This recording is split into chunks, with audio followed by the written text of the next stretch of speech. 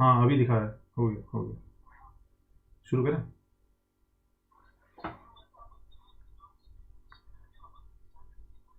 ठीक है, ओके, ठीक है, okay okay.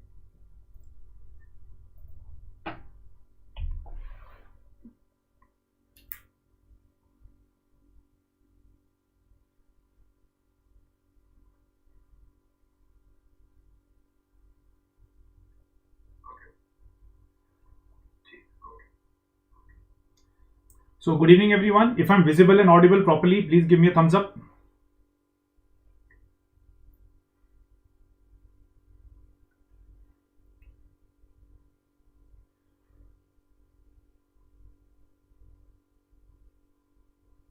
Yes, so I can see Dr. Kalyan. All right. So let me just start with the session.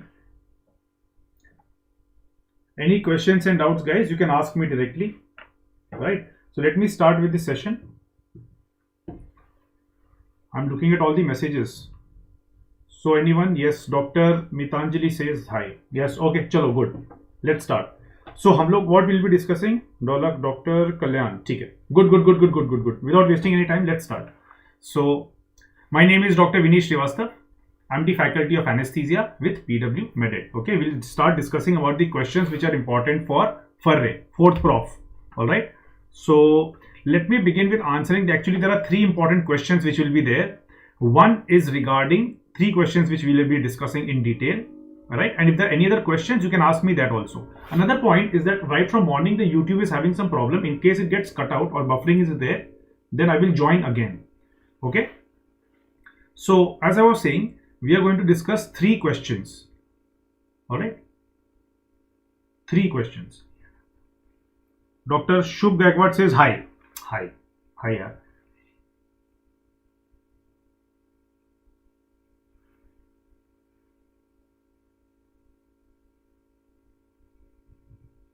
So are you able to see my PowerPoint and what I'm writing? B Pharma student, Dr. Raju, welcome bhai, welcome everyone. लेकिन मेरा PPT play नहीं हो रहा है, एक second.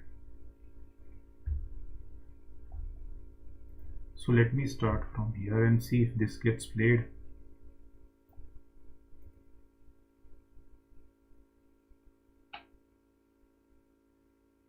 Were you able to see what I'm writing? Because I was not able to see what I'm writing here.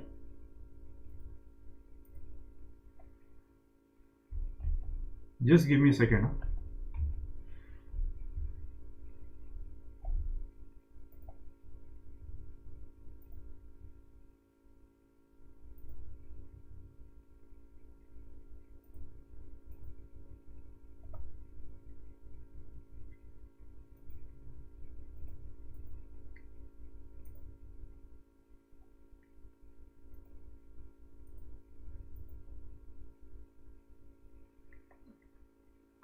Writing नहीं दिख रही है, करेक्ट यार, even I am saying the same thing, writing मुझे भी नहीं दिख रही है. वही मैं थोड़ा सा ट्राई कर रहा था, कुछ तो यूट्यूब पे इशू चल रहा है. And there were three important questions I wanted to discuss with you. Just give me a second. I agree writing नहीं दिख रही है. Otherwise what will I do is I will go back to the PPT and I will discuss over there. Wait, चलो कम से कम यहाँ पे you will be able to see something that I am writing.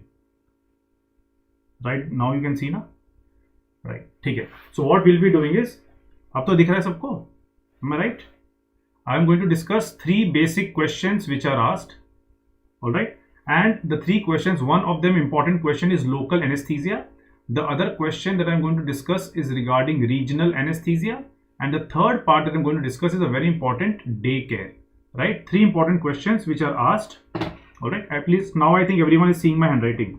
Right, so basically what is happening is somehow the YouTube में कुछ तो आज buffering का issue हो रहा है. And the PowerPoint also does not getting relayed. So let's go ahead and without wasting any time, why to waste anyone's time? I'll be sharing my number, my Instagram ID with you. Any questions and doubts, you can ask me directly on my Insta ID. You can follow me there. And any doubts and questions, you can ask me on my number. I've shared that number with you. Okay, so let's start about the first one. Sabse pehla, the first one that we are going to discuss is about the local anesthesia. A very common question which is asked in the exam, right? explain in detail about the local anesthesia, right? Explain in detail. That is what they want. In detail, they want to tell you, they've asked you about local anesthesia. All of you must have seen local anesthesia and you must have seen it during someone taking a suture. किसी को चोट लगी होगी. Or you must have seen it during dental procedure. Or you must have seen local anesthesia when someone has applied oral ulcer cream. All of you know, कभी-कभी oral ulcer हो जाता है. You get that aphthous ulcer, oral ulcer. So you must have seen local anesthesia during a suture, during dental procedure, during oral ulcer. This is commonly what you have seen. What you don't know is that local anesthesia, this is a local area. Local anesthesia is not just used over there, it is also used for something called as regional anesthesia, right? The point is that local anesthesia is basically working on the nerve, right? And the nerve is going, if you're applying it to a very small area, that is called local. But if the area covered increases, that is what becomes regional. So when the area covered increases, a bigger region gets covered, okay, by the anesthesia, and that is what is called as regional. The point is, what is the meaning, right? What is the meaning of local? How does it work and where does it work? Let's start with one by one. So the first point, as I said, normally I had a PPT, it would have come one by one as animation, but because we are just using directly as a PDF sort of a thing, so here it's going to work in this fashion itself. The first thing that you need to remember is local anesthesia is going to block the nerve impulses in a localized area. For example, this person over here, he's got an injury, right? He got an injury. So when he got an injury, what happened is at this area, action potential got generated, right? And this action potential was traveling through the nerve. The nerve was taking the action potential. You went to the spinal cord, and from the spinal cord it went to the brain. The brain got a signal, oh, you got an injury. So then for what will happen in the return, again action potential comes back, it comes back to the spinal cord, and now through the nerve it is coming back to the same area, right? The point is your signal has come back and now you will move your hand. So if someone has got an injury and I am supposed to take a suture, the brain is signaling back, move the hand. Then how will you take a suture? So what I do is I will give the person local anesthesia. When I give local anesthesia, what local anesthesia will do, it is going to block this action potential from going forward, which means someone has sustained injury, action potential is being generated, but it prevents that action potential from moving forward. That action potential does not move forward to the brain. That is the exact mechanism of action. So therefore, the first point, what is the introduction? How does it work? So therefore, local anesthesia basically, as I said, it blocks the nerve impulses.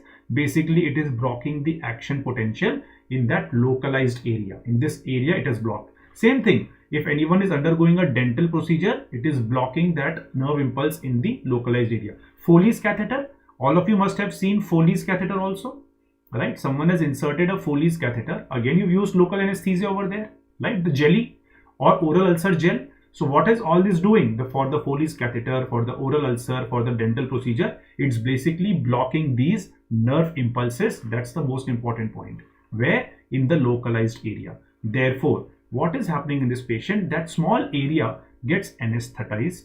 The patient has pain relief. Lekin there is no loss of consciousness. Patient is awake. Why?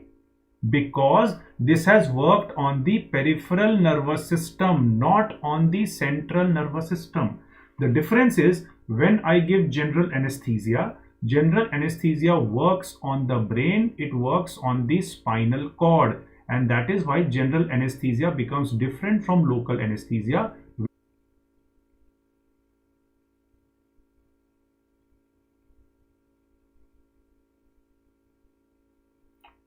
All right, all okay everyone? Visible now? As I said, there is some problem in the YouTube today.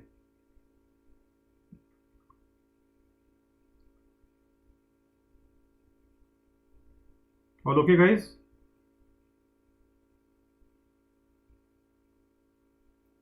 ठीक है everyone? All okay? Give me a thumbs up. Yeah, there is some problem today in the YouTube. So as I was saying, let me finish off the discussion, right? And if there are any questions, you can ask me also. hopefully you've understood the difference between the general anesthesia and the local anesthesia. Okay, there's some problem with the YouTube, so if there's a buffering happening now, so I will join again. Don't worry about it. So you guys stay connected. Let me finish off the questions as fast as we can.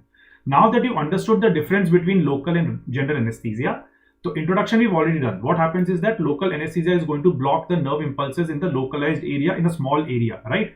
GA was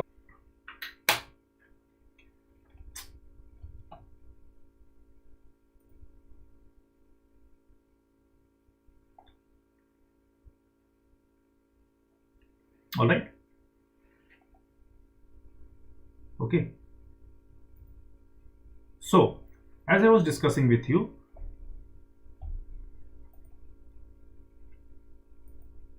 all right. So therefore, when we're discussing about the, how does it work? When we're discussing with you right now that how does it work, I told you it's working on the nerves and it's working and blocking the action potential. So on the nerve, how does the action potential go forward?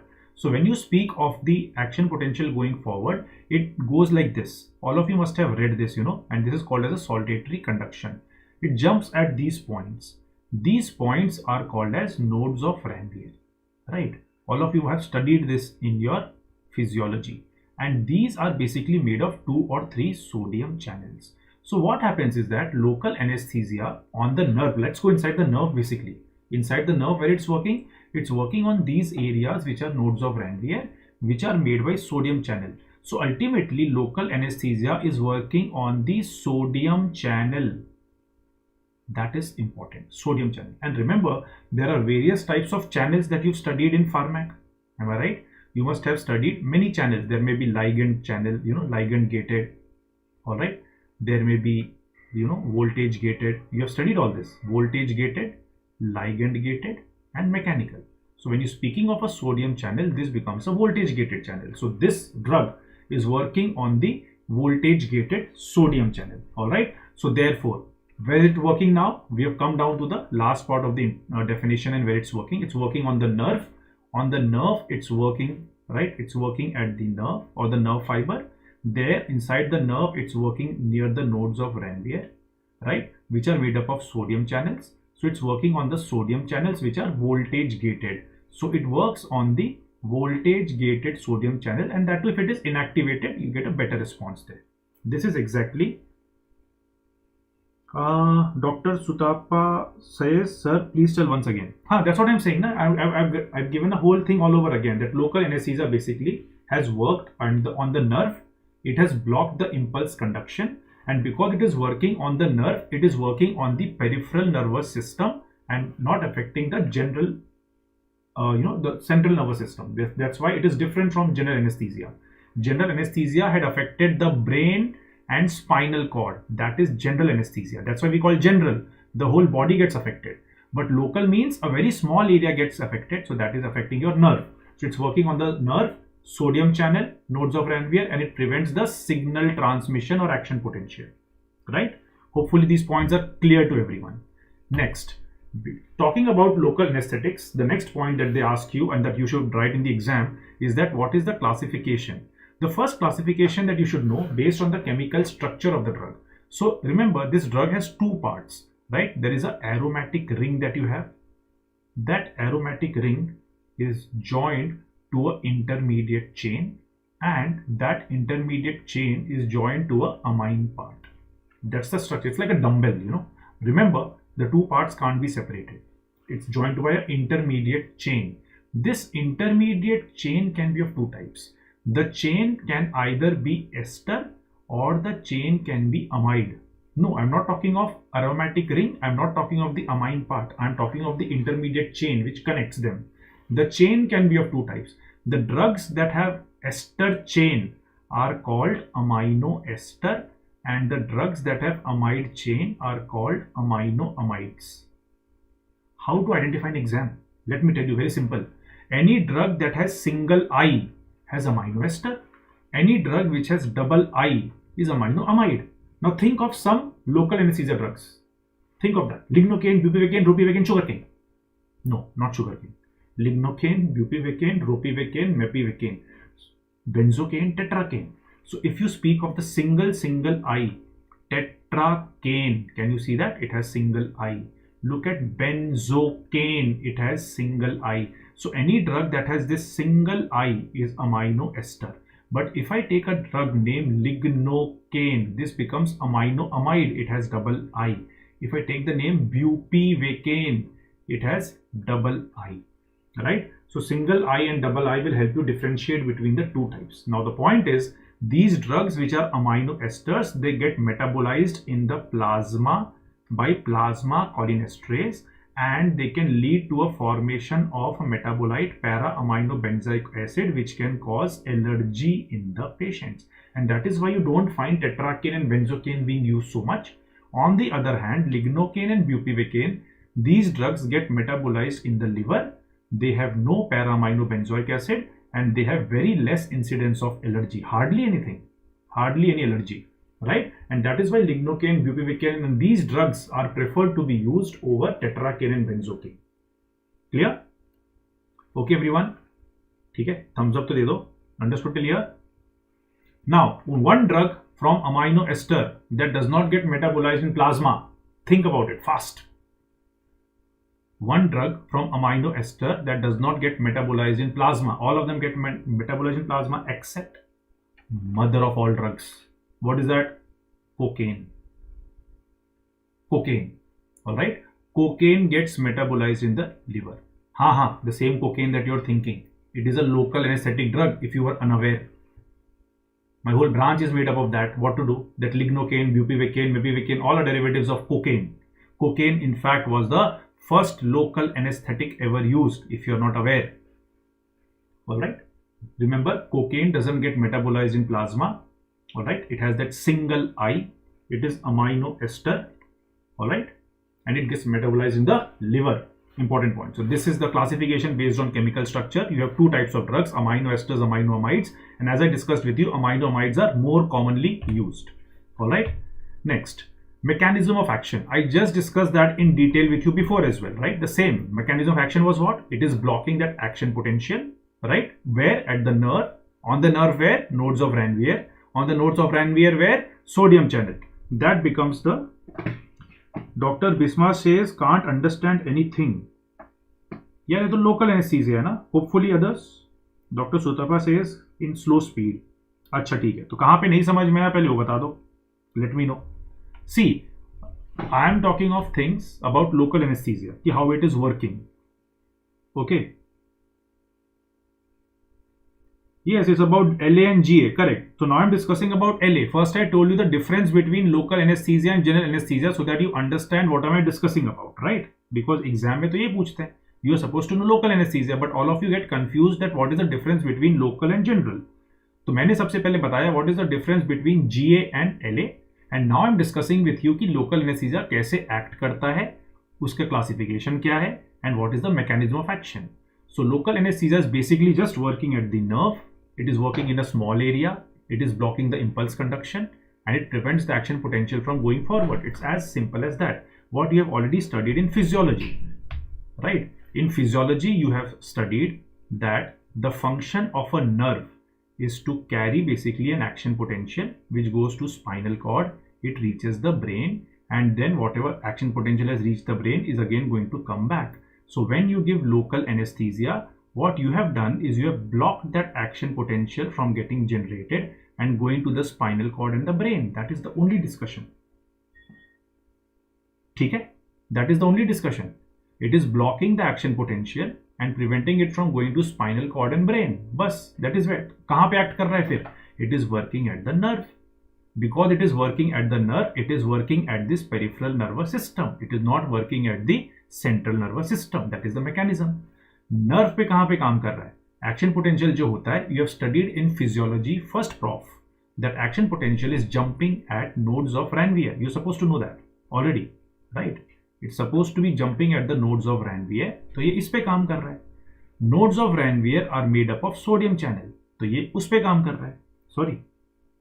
Am I right? Clear? This is exactly, I'm just telling you, now I'm not discussing GA at all. Now I'm discussing only local anesthesia. I first gave you an introduction as to how it is different from GA. Now we'll discuss only local. We are not talking about GA at all. Now I'm just discussing about the nerve. What is happening to the nerve? What does the drug do? Drug की properties क्या है and how does it work, right. So we already discussed about the chemical structure of the drug कि chemical structure क्या है. Based on the chemical structure, an important point I discussed with you, which is metabolism. Based on the chemical structure, this drug undergoes metabolism. Why did I discuss this? I discussed this because one group of drug gets metabolized in liver, other group of drug gets metabolized in plasma. So I discussed with you the classification that one group of drug, which is amino esters, all of them get metabolized in plasma except for cocaine, and all the amino amides get metabolized in liver. Okay, this is what I've discussed till now based on chemical structure. All right, my point was to give you, see, the notes are already there with you in Farre. My point is to explain it to you, right? Otherwise I can easily tell you, go and read it. I'm not telling you go and read it. I'm trying to make you understand that how it works. Okay, okay. Now let's talk about, and this is not a very easy topic, by the way. Most of you just turn the pages when you're doing second prof. All right, we are discussing about the fourth prof now. Mechanism of action. This is ideally supposed to be studied in the second prof, but the questions are coming from surgery point of view in the fourth prof regarding this. Now, mechanism of action I have already discussed with you. Right now I already discussed with you कि mechanism of action इसका क्या है. It blocks the sodium channel. कहाँ block कर रहा है? Sodium channel को nerve पे. ये डिस्कशन हो चुका है हमारा. That's the primary mechanism of action. It is blocking the sodium channel at the nerve, right. And because it blocks the sodium channel, it prevents the sodium influx, right. अब ये I need to discuss with you what is the meaning of sodium influx, right. What is the meaning of ionized versus non ionized. Again this is important. As I said, these are all second prof points which I am discussing with you. Alright. So now let me discuss with you कि इसका mechanism of action कैसे होता है. How does it work? So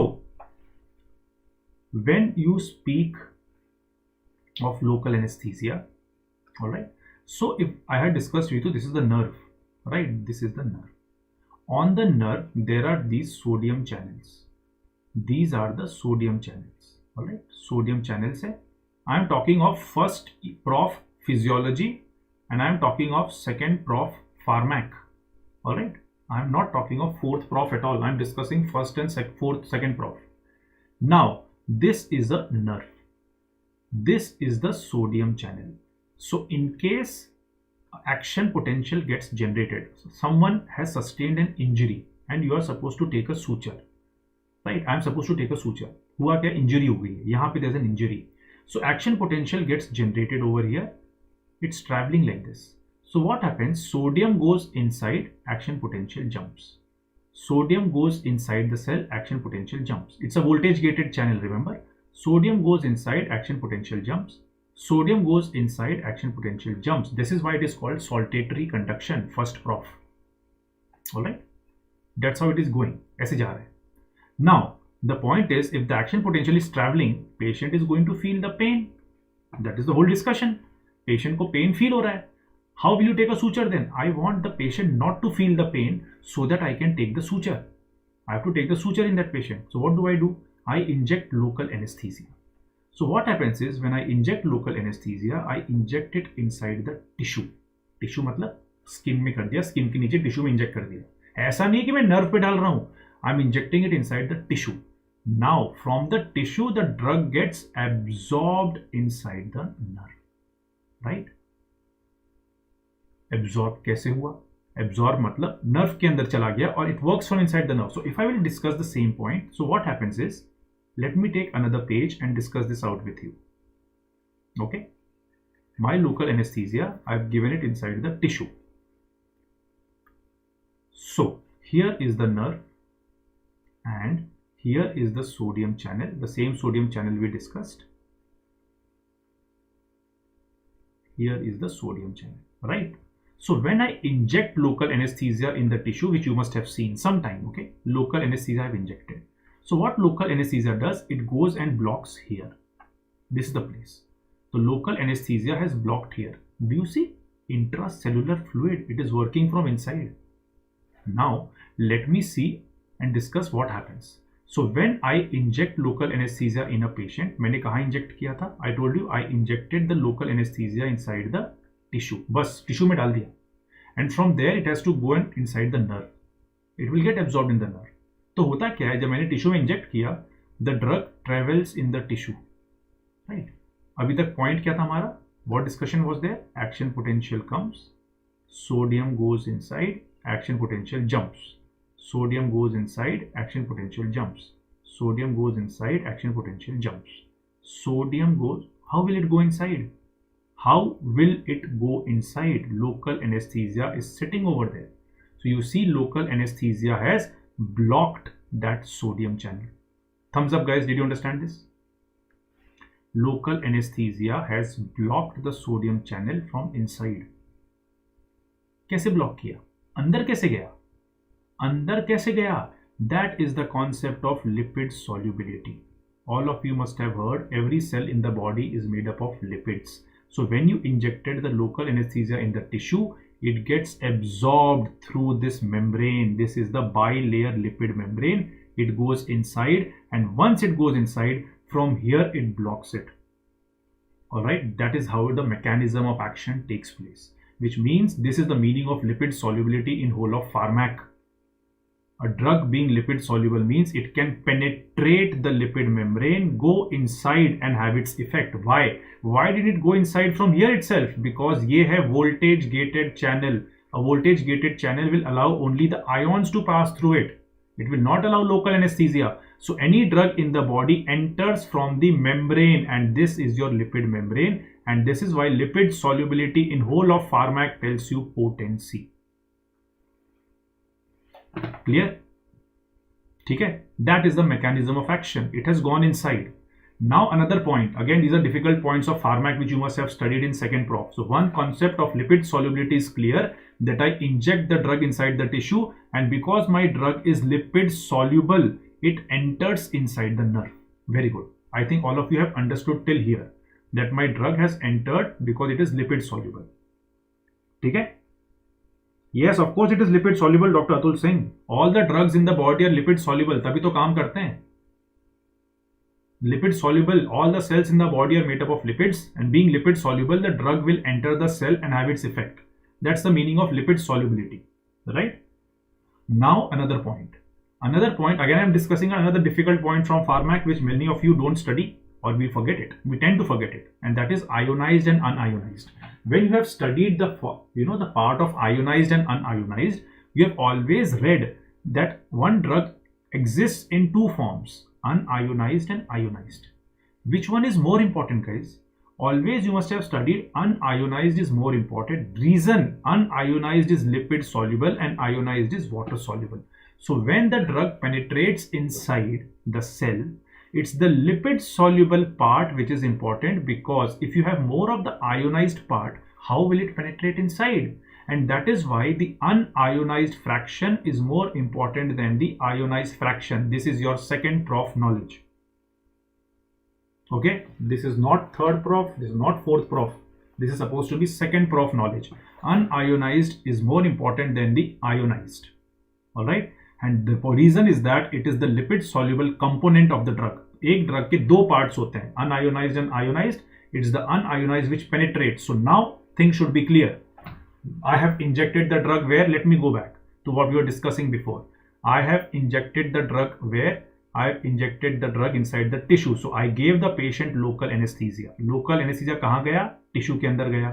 tissue से क्या हो गया? वो एब्जॉर्ब हो गया. कहाँ एब्जॉर्ब हो गया? नर्व में एब्जॉर्ब हुआ. क्यों? Because the drug is lipid soluble. That is why it can enter the nerve. In the nerve, it has to go inside. It will work on the sodium channel, right? तो अंदर जो lipid solubility था, on the nerve, it's working on the sodium channel. In the sodium channel, it goes inside and works from the intracellular fluid, from अंदर से जाके. So being lipid soluble, it can pass through, it goes inside, and then it works from the intracellular fluid. And which part is lipid soluble? The unionized part. And that is why the unionized becomes the more important part than ionized. So lipid solubility and unionized part, these are two important fractions of pharmac. I mean that you need to, that is important over here. So now if we see the mechanism, this is the point that, oh, 1 second guys. Okay, so we have already discussed sodium channel gets blocked, right? Sodium influx is now inhibited. Did you understand the meaning of this? It inhibits the sodium influx. मतलब sodium अंदर नहीं जा रहा है. Because sodium अंदर नहीं जा रहा है, that conduction of nerve impulse going forward has got blocked. That action potential going forward has got blocked. That's the mechanism of action. And remember, I had told you there are two parts to a drug, ionized and unionized. Which one is more important? I discussed with you right now. It's the unionized part. It is the lipophilic part. This is the one crossing the cell membrane. This is the lipid soluble part. And once it goes inside, it is the ionized part which becomes important. So out of the two, which are more important? The non-ionized or the unionized more important, because this is the part which helps you penetrate the cell. It helps you to penetrate the lipid membrane, and once inside, so intracellular fluid, this will work from the intracellular fluid. The ionized part will work from the intracellular fluid. Lipid soluble works on ICF. Then what happens? It goes and blocks it. Simple.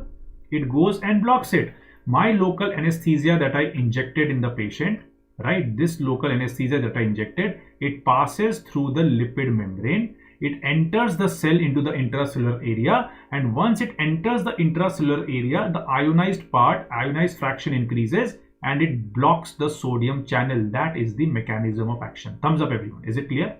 Because it is blocking the sodium channel, now sodium can't enter, and because sodium can't enter, action potential can't go forward, and this is how it gets blocked over here. And now you can take a suture in this area. Thumbs up everyone. Clear? हाँ या ना? Any doubt? Ask me again. Waiting for your response. Yes. Yes. Did you understand the mechanism of action? Dr. Atul says, gives a thumbs up. Atul Singh. Yes, Dr. Atul Singh has given a thumbs up. Others all okay? ठीक है? Raju says, repeat once again. Okay, what I told you was local anesthesia is injected inside the tissue. ठीक है? Tissue में क्या हुआ? It gets absorbed in the nerve. How does it get absorbed in the nerve? Because it is lipid soluble. ठीक है? And that is why it gets absorbed in the nerve.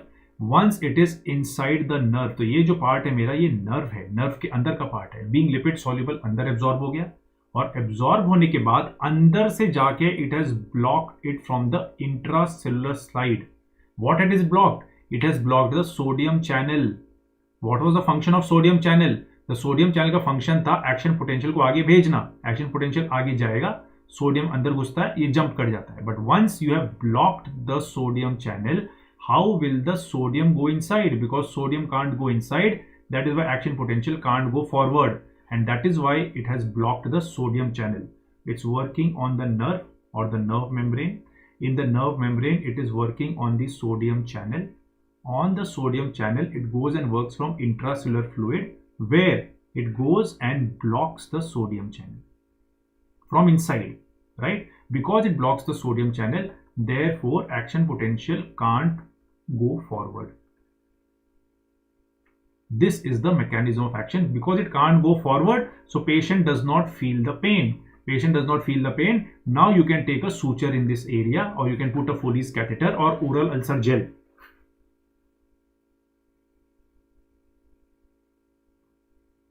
Is it clear? ठीक है, I think I got a thumbs up from everyone now. Okay. तो nerve पे काम कर रहा है, सोडियम चैनल पे काम कर रहा है. It prevents the action potential from going forward, working from the intracellular fluid. अब सबका reason is lipid solubility. The drug is lipid soluble, and that too the unionized part is what penetrates. I think all of you are clear, right? This is the exact image. You will see, this is what I was discussing with you, that it is the unionized fraction of the drug which is lipid soluble. It penetrates the bilayer lipid membrane. It goes inside, so it is the unionized fraction of the drug that can penetrate the lipid membrane, and that is why lipid solubility in whole of pharmac is related to potency. All right. और एक बार जब अंदर गया, it is the unionized fraction का काम खत्म हो गया. Now the ionized fraction of the drug will go and have its effect, because this is the active part of the drug. इसने क्या किया है? It has blocked the sodium channel, and now sodium can't enter.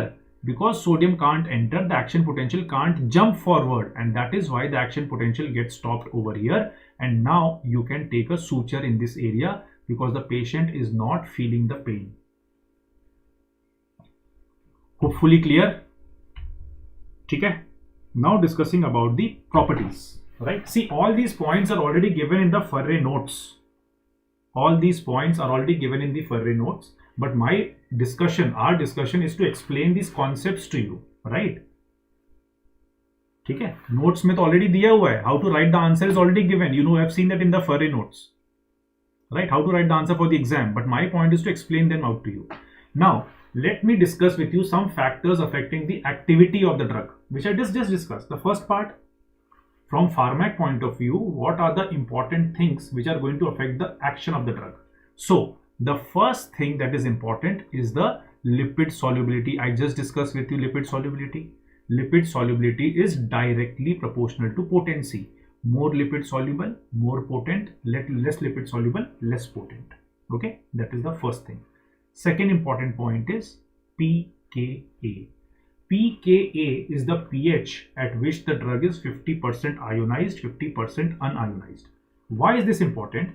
If a drug has low pKa, so let me put it this way. If a drug, and I'll give you an example also, if the pKa of the drug is close to physiological pH, if the pKa of the drug is close to physiological pH, what is the normal pH of the body? You would be aware, 7.35 to 7.45. Okay, so if the pKa of the drug is close to physiological pH, in that case the drug becomes faster acting. All of you must have seen or taken a suture versus you must have seen spinal anesthesia. Thumbs up. You must have at least seen, I'm not saying you have given spinal, but you must have seen spinal anesthesia sometime. Yes or no?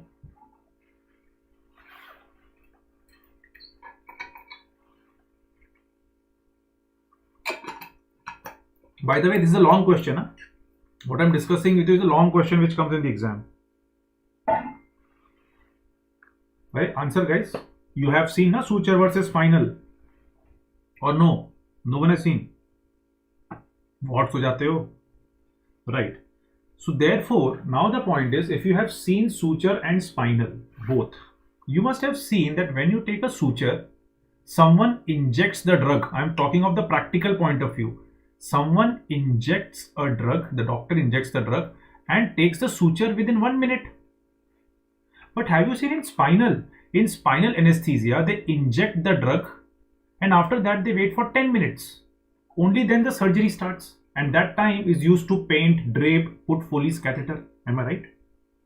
If not, if someone has not seen, the next time you go to the OT, just don't look at the surgery procedure or the cesarean section. You go for a cesarean section, try to see what happens when someone gives spinal.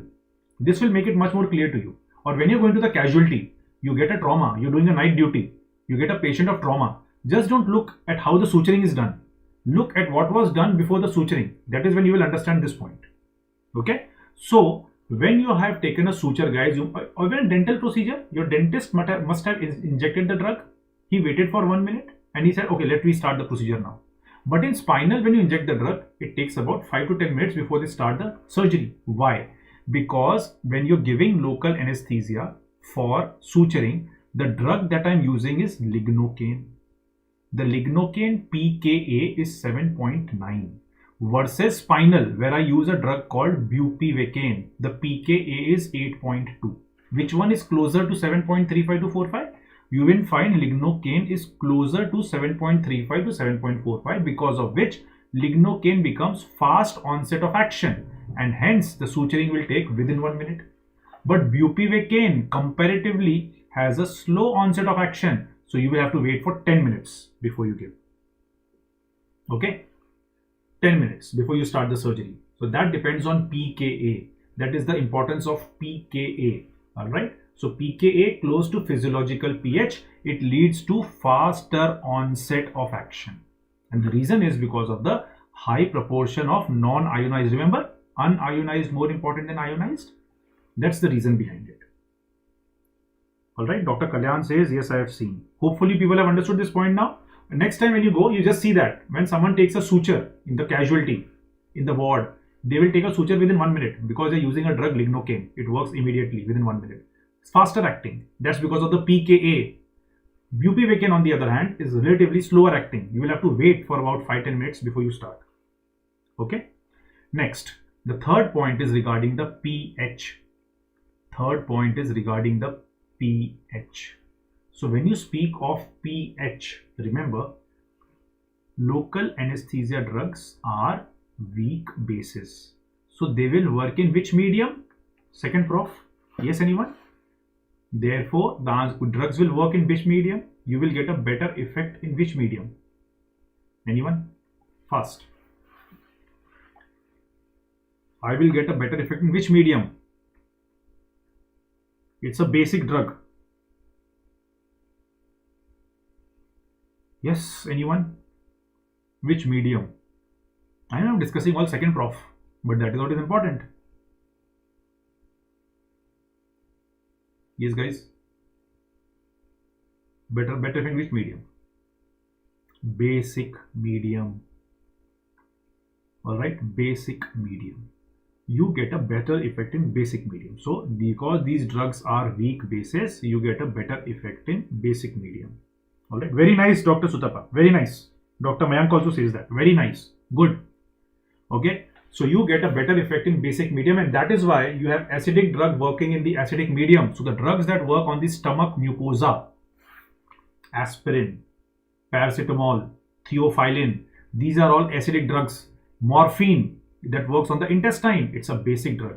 So acidic drug works in acidic medium, basic drug works in basic medium. Because local anesthesia drugs are weak bases, they have better effect in basic medium. Therefore,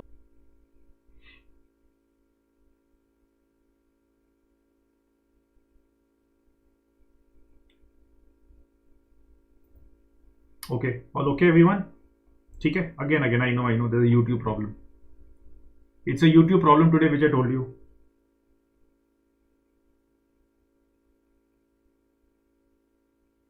Okay, let's start. Today it's happening. Yeah, today that problem is there. We can't help it. YouTube is having an issue today. Right? Yeah, now I'm starting.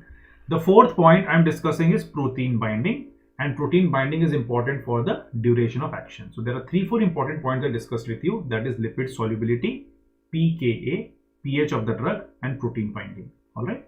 And the last point I will include over here, and that is local anesthesia drugs.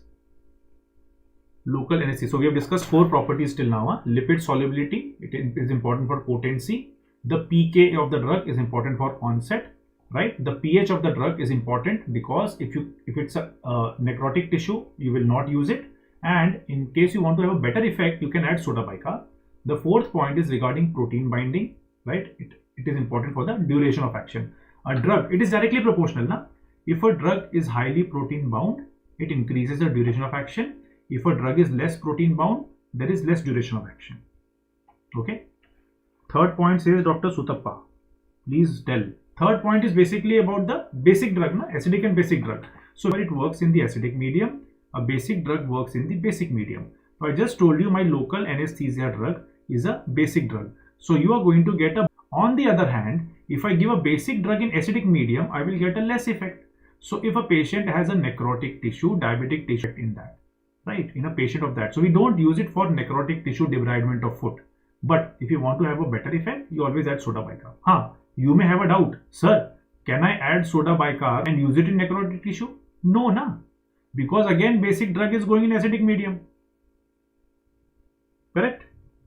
The same point. Yes, I discussed the same point again. Did you understand this?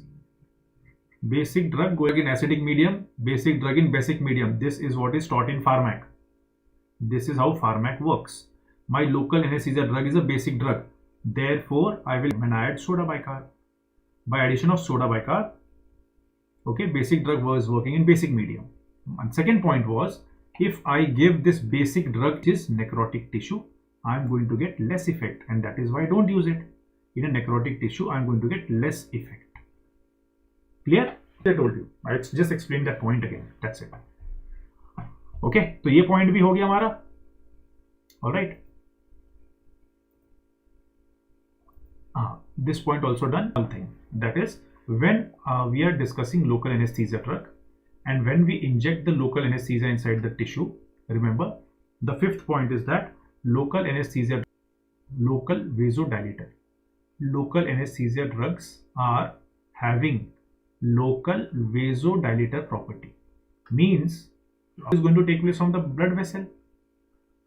Okay, so because they are basic low vasodilator, means if I inject the local anesthesia in the patient, here it is going to cause vasodilation. So whenever there is vasodilation, it is going to increase metabolism of, it is going to decrease the action of the drug because the drug is going more for metabolism. That is why you add vasoconstrictor, and that is the reason something called as lignocaine plus ADR. All of you in the casualty, in the trauma, in wards must have seen a vial of lignocaine in lignocaine plus ADR. Alright, so why do you have a lignocaine plus ADR? You have lignocaine plus ADR because normal lignocaine is vasodilator, and if it causes vasodilation, it is increasing the metabolism of the drug because more drug will go to the metabolism. Right, good. So Dr. Kalyan says adrenaline, very nice. Okay, and that is the reason we add ADR, which is lignocaine plus ADR, and hence you get a vial of ADR. Okay, all right. So Dr. Sudhapa has asked me, necrotic tissue not added soda bicarb. Nahi, that's what I'm saying. Necrotic tissue में कुछ नहीं करना है, just leave it. Less effect will come because of the medium तो acidic ही हुआ ना. The medium is acidic. Okay, Dr. Komal says thank you. Okay, hopefully you understood these points. Just will not go into too much details. I just explained the concepts behind it. 5 points. We discussed about those 5 points. Right? We discussed about lipid solubility. Then I discussed with you pKa. Third point was the pH. Fourth point was protein binding. And the fifth point right now I discussed with you is local anesthesia vasodilators. You just have to mention these 5 points. I explained to you the concepts behind it. But for writing in the exam, those 5 points are sufficient. That will yield the marks. You don't need more than what we have given in the notes. But I explained the concept behind it. Okay. Now, choice of local anesthesia. Now discussing about individual drugs which you would be aware of. Many times I just discussed with you right now. So these concentration of the drug, these drugs come in various concentrations. So lignocaine, right from 0.5% to in fact 10% you get. It's not just 0.5, 1% or 2%. So lignocaine comes in concentration of 0.5 to 5 to 10%, up to 10%. All right, up to 10%. This is how you will give your answer in the exam. And these ones are used for skin infiltration, minor nerve blocks. They can be used for epidural, but they are not used for spinal now because in spinal anesthesia, lignocaine used to cause transient neurological symptoms. That is why lignocaine is used for suturing. Lignocaine is used for minor nerve block like dental procedure. All of you must have seen, if anyone has undergone a dental procedure, they might be using lignocaine, right? For skin infiltration, which is suturing, you must have seen for this. In epidural also, okay? So Dr. Tushit says thank you. Okay, thank you. All right guys, hopefully you understood those points. तो lignocaine का काम हो गया. कहाँ use होता है? छोटे procedure में. Lignocaine small. Remember fast acting था छोटे में. Compared to that, remember bupivacaine is longer acting. Remember, इसका onset भी late था. It had a late onset of action. It was not a fast onset. It had a late onset. Remember, because of that pKa. It also has a longer duration. This is why this drug is normally used for epidural or spinal anesthesia. Okay, and remember this is the most common used for spinal and epidural, bupivacaine for spinal epidural. But overall, if anyone will ask you most common drug, that is lignocaine. For every suture, every dental procedure, lignocaine is used. But for spinal epidural, I prefer to use bupivacaine. 0.25% to 0.5%, that's the concentration. And nowadays a new drug is also available, ropivacaine, but this is more commonly used for pain relief, analgesia, just the sensory block. Okay, more than spinal and epidural. Yes, you can use it for spinal or epidural or blocks, but we more commonly use it for analgesia. So what are the concentrations available? Between 0.2 to 0.75%, and lignocaine, remember, is between 0.5 to 10%. The one that you have seen maximum is 2%. What you have seen is 2% maximum. It is the same one which comes as jelly. It is the same one, which comes in the vial. It is the same comes which in a vial with adrenaline, and there is one which comes as the IV use. This is the one which you have most commonly seen, lignocaine 2%. This is the most widely spread used. Okay, so this is about the various local anesthesia choices. किसको कहाँ use करते हैं. We'll not go into too much details of this. You just need to know for small procedures, skin infiltration, we just use lignocaine. Not for a major procedure. If you have to do a major procedure like spinal and epidural, I will use bupivacaine and the concentrations. And if you just want to give pain relief, post-op pain relief and thoughts of nerve block, basically analgesia. So bupivacaine is more for anesthesia. Anesthesia का मतलब होता है जब surgery करवाना है, when you want to get a surgery done. Analgesia का मतलब होता है pain relief. If I just want to give pain relief, there I can use ropivacaine. That is the choice of local anesthesia for various procedures. Done. Next point. Hello.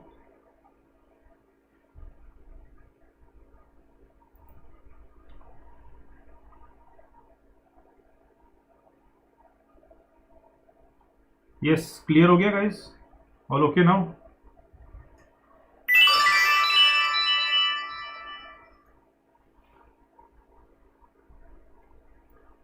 All okay?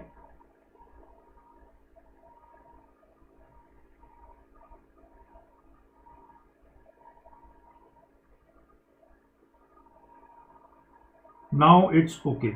हाँ ठीक है, now it's okay. चलो, so let's start.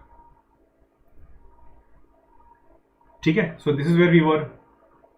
Okay, this is what we were discussing. Now okay says Dr. Atul. ठीक है, doctor सुतप्पा सबने okay बोल दिया.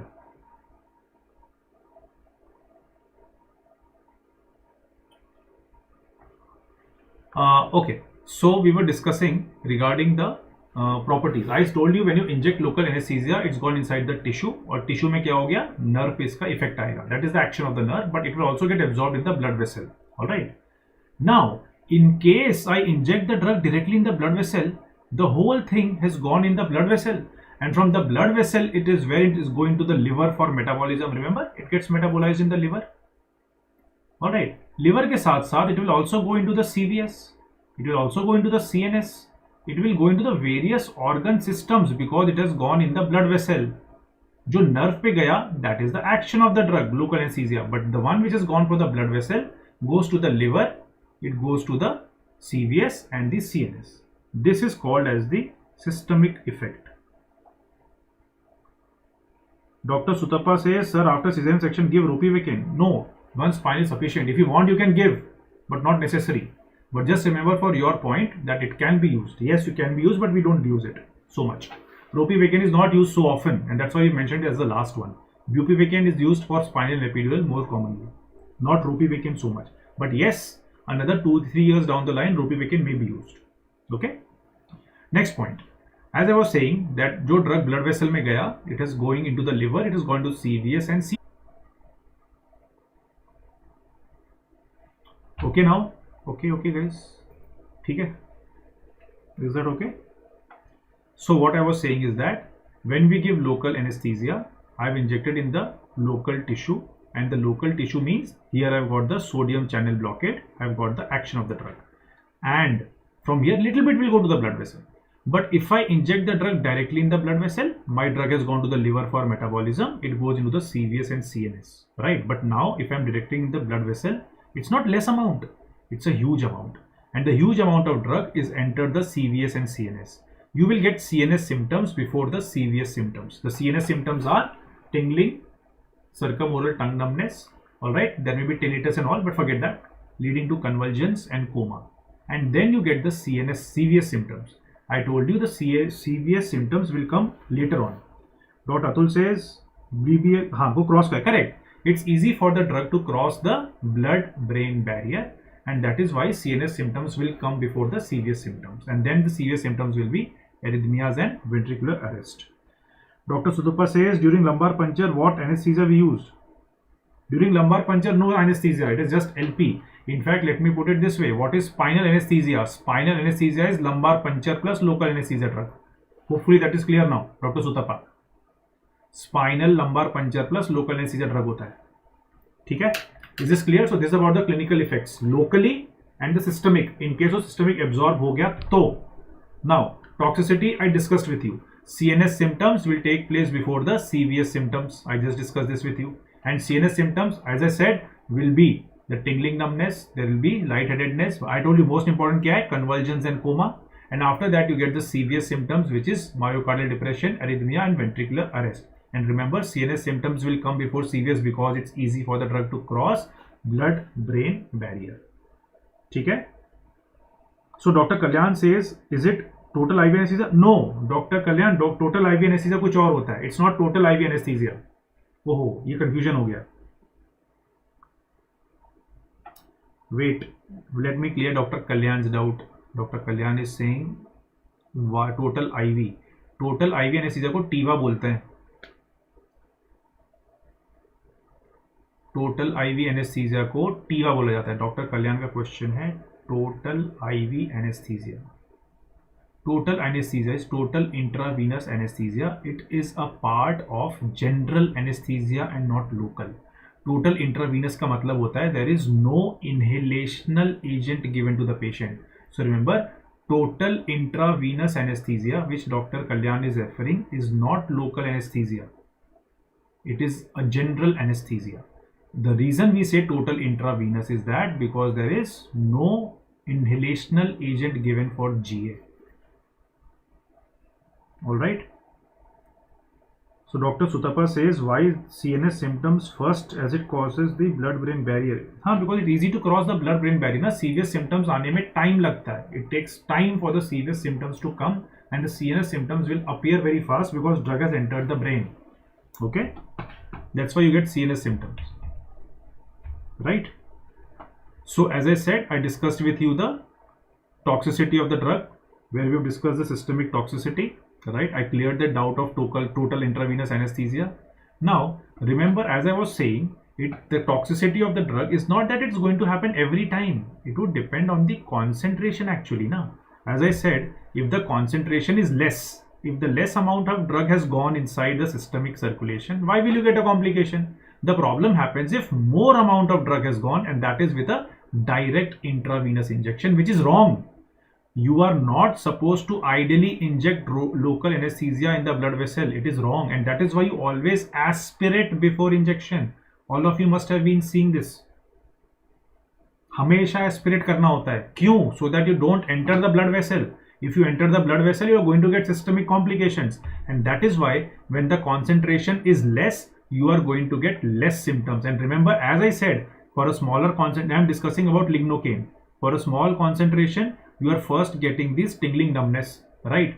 Tingling numbness. For a higher concentration, you go to convulsions, and highest highest concentration in the plasma is going to lead to respiratory and ventricular arrest. So the point is, it is related to the concentration of the drug. Till the time less amount is going, no problem. When huge amount is going, that is where the problem is, and mostly the huge amount goes when you are injecting the drug directly in the bloodstream. Okay, right?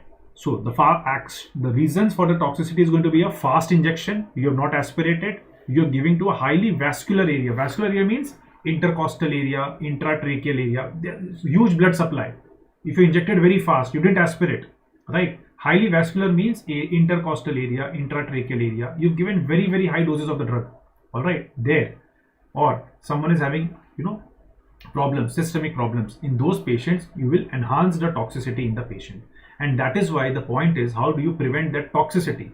The prevention is going to be not to exceed the doses. Remember, lignocaine, a maximum dose that is given is 4 to 5. I'm talking maximum dose. Normally you can do even with 0.5 ml, but with lignocaine, a maximum dose that can be given is 4 to 5 milligram per kg. But lignocaine plus ADR, I can use up to 7 milligram per kg. How aspiration is done? Dr. Sutapa, you'll have to go and see in the ward. Yeah? When you are injecting the drug, you'll aspirate before injecting. You must have seen that. So when next time anyone takes suture or you take suture, you'll have to go and see. Aspiration means before injecting the drug. So anytime when you inject anything, even injection here, you take tetanus also, you will aspirate, na? Tetanus का जब लगाता है कोई injection, उसमें भी तो aspirate करके फिर इंजेक्ट करते हैं, that's the meaning of aspiration.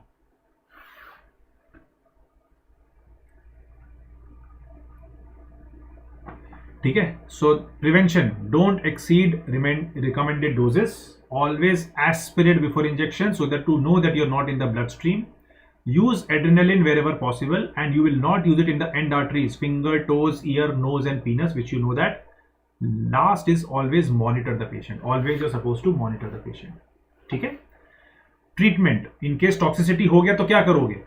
तो I am going to give airway and ventilation. Always remember ABC is important. ABC, CPR and IPPV are important. So I will maintain the airway and ventilation. I will give 100% oxygen to the patient. I will give anticonvulsants because the CNS gets involved because convulsions took place. I will give antiarrhythmics because the CVS had arrhythmias, and I will have to give vasopressors, inotropes, so that the heart does not stop. Small doses of adrenaline can be given, ADR, vasopressor, inotropes can be given. Most important nowadays what is used is 20% intralipid. Intralipid is basically what is used in total parenteral nutrition in the ICU. It's the same thing. All right, 20% intralipid. So this is 20% intralipid. It's a white color bag which you must have seen in the ICU. Okay, in the ICU when a patient is not eating anything and we give the patient total parenteral nutrition. So in that case we give the patient lipids, we give the patient carbohydrates, and we give the patient amino acids separately. You know, separate it is going. So this bag is a lipid bag, and that same lipid is used for your treatment of local anesthesia toxicity. And remember, this is more commonly seen with bupivacaine and not lignocaine, because bupivacaine is a cardiotoxic drug. Okay, remember this toxicity is more seen, toxicity, when you speak about toxicity, it is more commonly seen with bupivacaine rather than lignocaine. You do not get to see problems with lignocaine. You normally get to see problems with bupivacaine because bupivacaine is a cardiotoxic drug. Okay, it's not normally seen with lignocaine, and that's why when taking a suture you don't get to see complications so much. All right. Special consideration, remember adrenaline is avoided in end arteries, which I just discussed with you. Don't give where there is end artery because you will cause ischemia over there. All right. Bupivacaine is avoided to be given IV, and also a lignocaine with preservative is not given IV.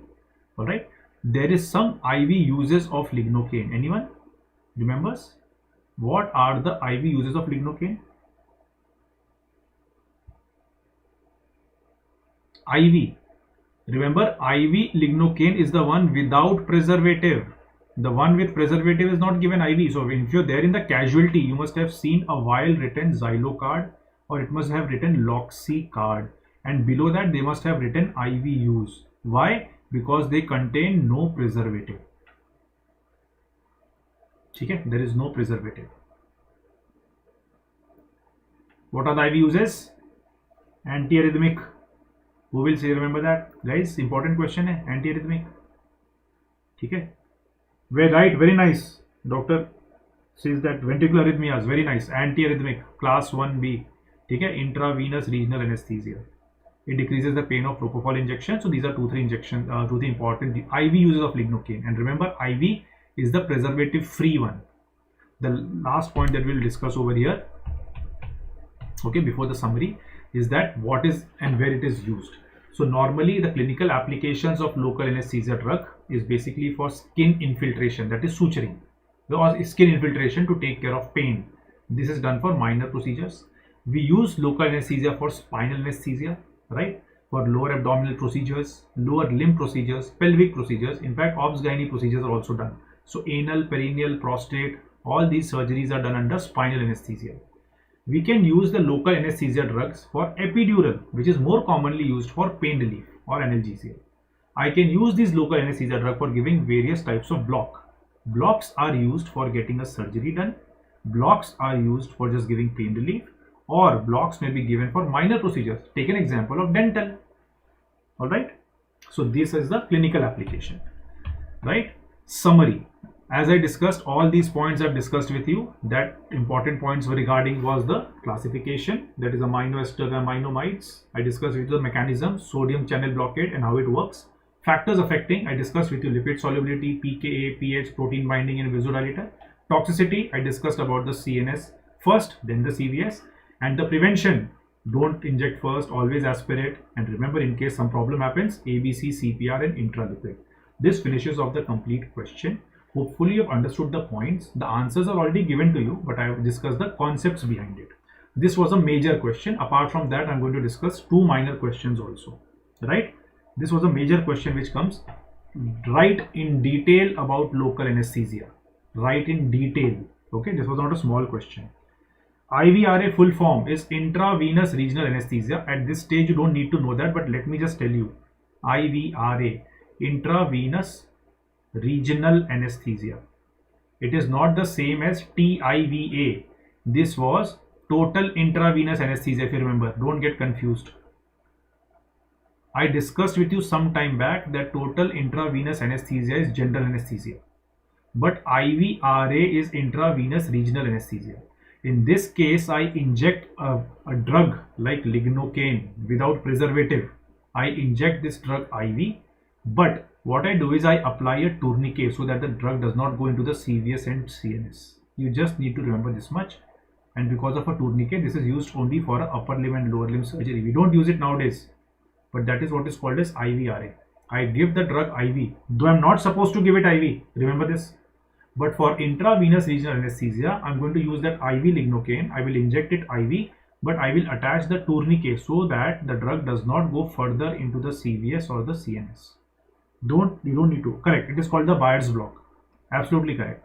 This is what is called as Biers block. Okay. Okay. Next, let's go to another question now.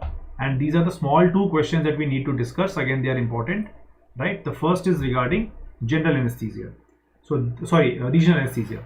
Write a short note. So now we are discussing about the 2 short notes which are there. One is regarding regional anesthesia, which has been asked routinely like this. Write a short note on the types, indications and complications of regional anesthesia. So what is regional anesthesia? Remember, local anesthesia when I gave for a small area, right? For a small procedure like infiltration, like suture, like Foley's catheter, right? Like a dental procedure. This is called small area. That is called infiltration. But if you have to give for a bigger area, slightly bigger area, that is what is called as a field block. Even more bigger area, that is what is called as a regional.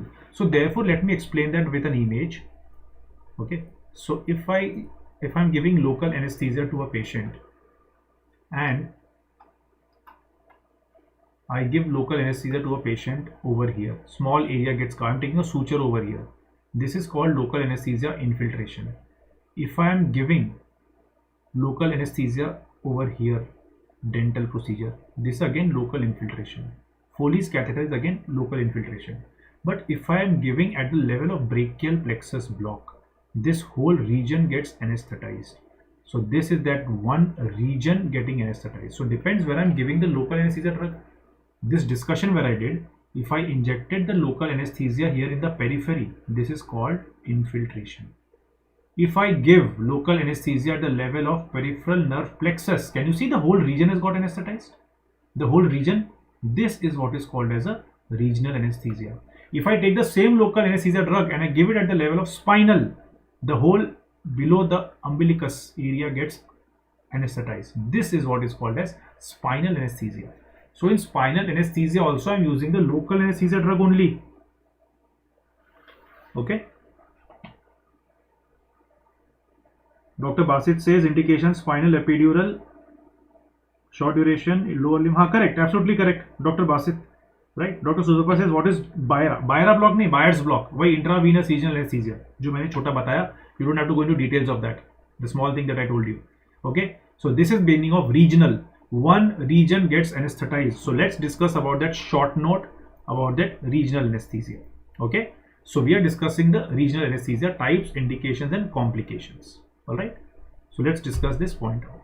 So regional anesthesia basically is a technique that we are discussing, right, that blocks sensation or a motor function in a specific part of the body when the patient is awake or sedated. Means I have used the same local anesthesia drug, but I have given at the level of a nerve plexus, not in the local area, but I've given at the level of nerve plexus. Because I gave at nerve plexus, one region has got anesthetized and I can get a surgery done. Remember, it had given, if I had given at the periphery, a small area. In this case, I was just taking a suture, right? This is called infiltration. But when I've given at the nerve plexus, that whole region has got anesthetized. Hence, it is called regional anesthesia, where a specific part of the body, a specific region has got anesthetized, and it's working on the peripheral nervous system and not the CNS. And that is why the patient is awake or slightly sedated. All right? Clear? Now, types of regional anesthesia. As I discussed with you, now I'll discuss with you that IVRA point, which is there, Dr. Sutapa. Okay? Nerve block. Injection of local anesthesia near the specific nerve.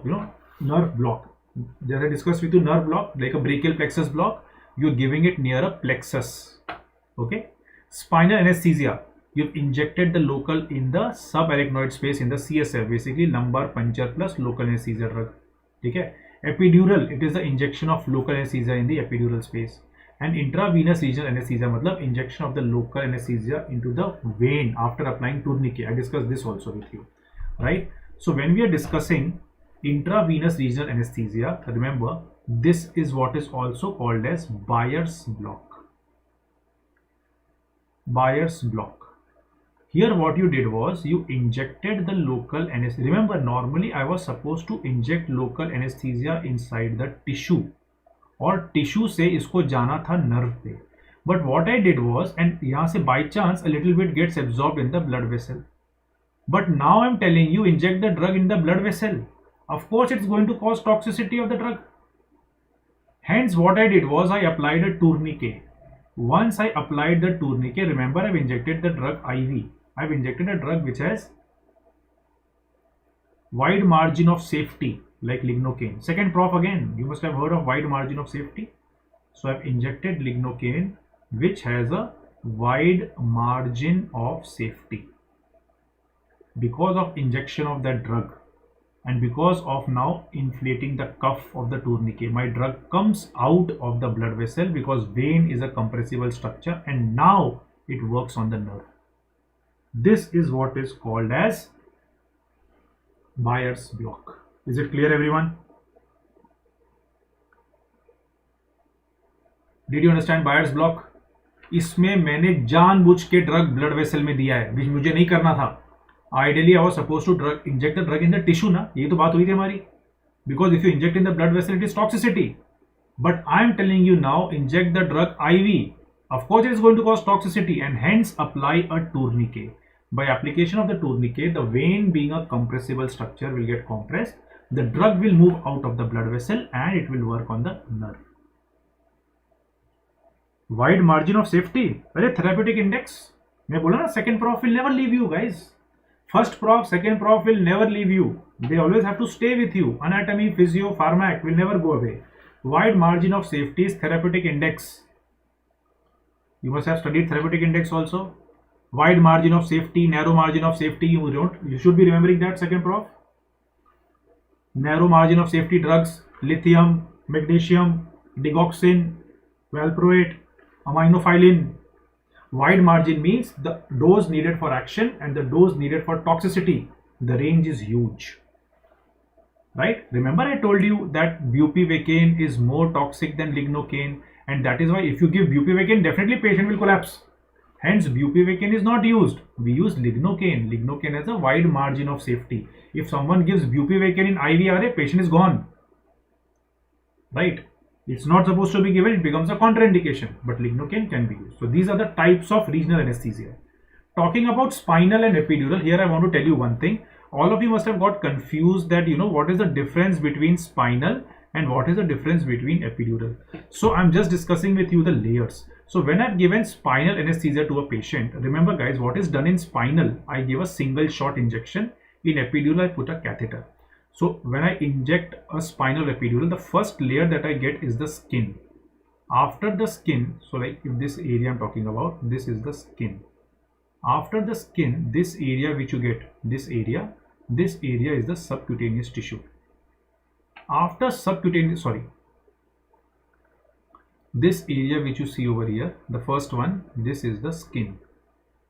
After skin, this area which you get is called as the subcutaneous tissue. Skin, subcutaneous. After subcutaneous tissue, the next layer which you get over here, this one, this is called as supraspinous ligament. It's a ligament covering up the spinous process. After that, you get a ligament in between the spinous process. This one, this is called interspinous ligament. After that, you get one more ligament, ligamentum flavum. So I got skin. When I was going from here to here, the first layer came skin. After skin was subcutaneous tissue. I got supraspinous ligament, interspinous ligament, ligamentum flavum. These are the 5 layers which I got: skin, subcutaneous tissue, supraspinous ligament, interspinous ligament, and then ligamentum flavum. Once I cross ligamentum flavum, I enter ligamentum flavum is this area. This is ligamentum flavum. This area is ligamentum flavum. Till here we have understood the 5 layers.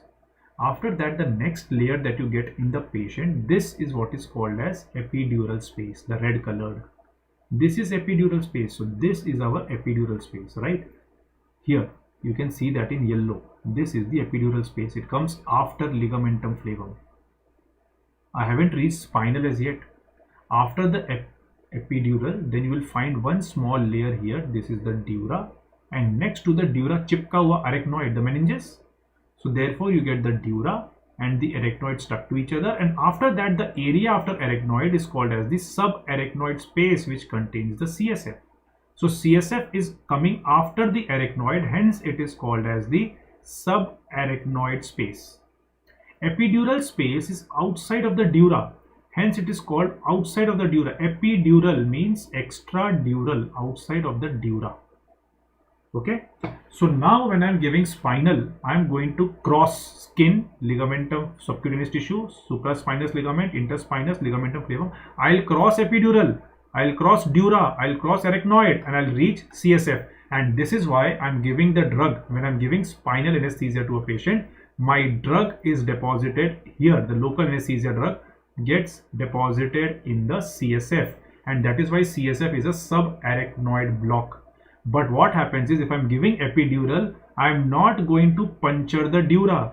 In case in an epidural, what will I do is, in epidural, I will put a small catheter which lies in the epidural space. And here, can you see this? I have not crossed the dura, I have not crossed the arachnoid, I have not come into CSF.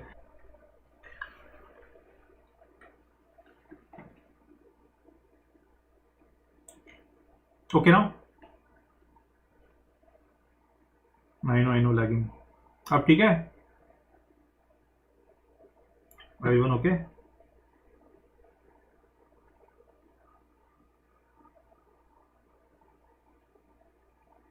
Sorry यार, क्या करूँ यार, YouTube का problem, it's not in my hand, right? Yeah, we can't help it. It's a problem from the YouTube only. They are dropping frames today. It's happened in all the classes that were scheduled in PW, not PW, everywhere. Okay, so let's go forward. I was discussing with you the layers, and I discussed with you till where did I discuss, guys? कहाँ तक ठीक आया था? Tell me. Till where did you hear? Because I did not know ना. I was speaking in a flow.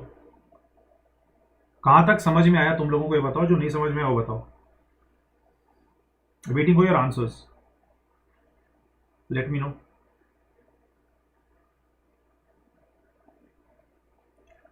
Okay, let me explain the point again. That when we were giving spinal anesthesia, okay, not comes to CSF in the epidural space. Okay, got your point. Okay, I was discussing about epidural, not coming to the CSF. Very nice. Chalo, thank you for letting me know. Spinal anesthesia, I told you, is when you have injected the drug inside the CSF and the drug is working from within the CSF. While in epidural, it is outside the dura. You have not punctured the dura where I put a catheter.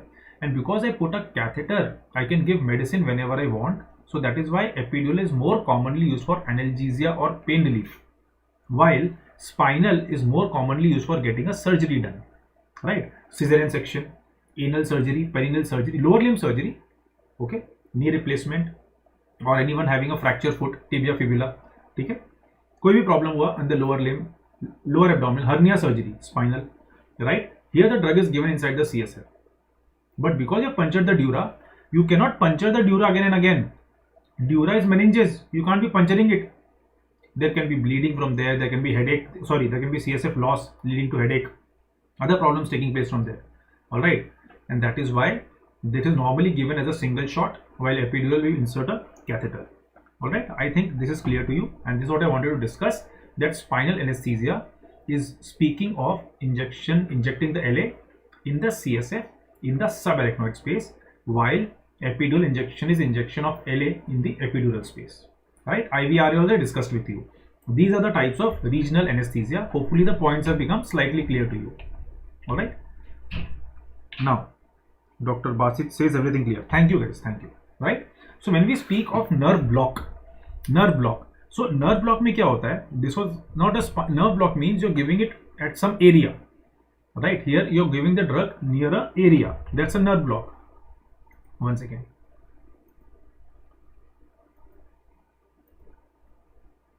Alright, so nerve block is when we are injecting the drug near a specific nerve or a nerve plexus. So we have discussed intravenous regional anesthesia, we discussed spinal epidural. What is nerve block?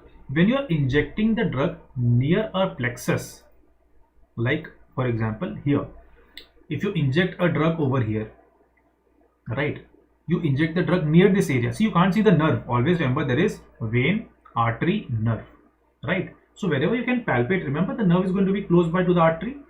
So if you inject the drug over here, somewhere here in the tissue, this nerve will get blocked and this area supplied by the nerve gets blocked, right? So that is how you can use various kind of nerve blocks. That is the meaning of a nerve block. Wherever there is a nerve in the body, close to that, you can inject the drug inside the tissue. Remember, the local anesthesia is injected inside the tissue, not inside the nerve. And from the tissue, it gets absorbed inside the nerve because the drug is lipid soluble. It will penetrate and go inside the sodium channel. All right, that's what we have discussed. So therefore you will inject the drug here inside the tissue somewhere, and once it's injected inside the tissue, all the area supplied by this nerve gets blocked. That is what is called as a nerve block. Okay. Dr. Sutapa says spinal is more difficult than epidural. No, epidural is more difficult. Why? Okay, very good point. Why? Because in spinal you just have to do a lumbar puncture. Very easy. I'll do a lumbar puncture, I get a CSF and I'll give the drug. But in epidural, I have to cross ligamentum flavum, but I'm not supposed to cross the dura. I'm supposed to inject only in this much space. I have to find the catheter only for this much space. And if I make a mistake, I will puncture the dura, which is a complication of epidural. And that is why epidural is more difficult than spinal. Okay, Dr. Basit says PDPH. That is once the dura gets punctured. Normally epidural will not have PDPH unless until you puncture the dura. This is the image of intravenous regional anesthesia. Can you see this? Local anesthesia is given intravenously. There's another IV cannula. You have to take two now, because in case something wrong happens to the patient in emergency, I'm supposed to give drugs from here, right? So I'm going to take two IV cannula. One is for giving the lignocaine because it's surgery for the same limb. All right. Here is the tourniquet that you see, a double cuff tourniquet attached, and the local anesthesia is given IV. So local anesthesia is given IV, and I discussed with you which drug will you use? Lignocaine, not bupivacaine, because of the wide margin of safety. And always you will have this double cuff tourniquet, so that your drug stays inside the blood vessel. Here is the vein, artery, nerve. So the drug has been given inside the vein. It will ooze out and then it will cover up the nerve. That is how regional anesthesia works.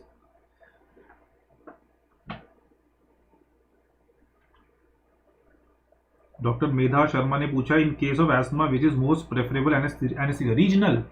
In case of an asthmatic patient, you want to avoid general anesthesia. जहाँ तक हो सके. Asthmatic patient, why you want to give GA? You are going to give a regional anesthesia. So if possible, I'll be using a block, or I'll be giving spinal, or I'll be giving epidural. ठीक है? Now, talking of regional anesthesia, the same thing which Dr. Medha asked. Okay, same thing. So indications of regional हम बात करते हैं, speaking about regional anesthesia. Where is it used? As I told you right now, it is for basically surgery involving extremities, which is upper limb. For upper limb, I can give brachial plexus block. Right? For lower limb, I'll be giving spinal anesthesia or epidural. Abdomen surgery, again I'll be giving spinal. Pelvic surgery, spinal. Correct? For pain management, I will be using epidural. Labor analgesia, chronic pain. For this, I will be using epidural because I will put a catheter. I told you, once I put a catheter, I can give a medicine whenever I want. So therefore, indications of regional anesthesia is whenever a surgery involves extremities, upper limb or lower limb, lower abdominal or pelvic surgery. Pain management, like labor analgesia, painless delivery. And third, where GA is to be avoided, Dr. Medha Sharma's question. Whenever GA is to be avoided, for example, a patient having bronchial asthma, a patient having respiratory disorder, or a patient having neuromuscular disorder, here I will give regional anesthesia. ठीक है doctor मेधा? ठीक है, आगे answer आपका.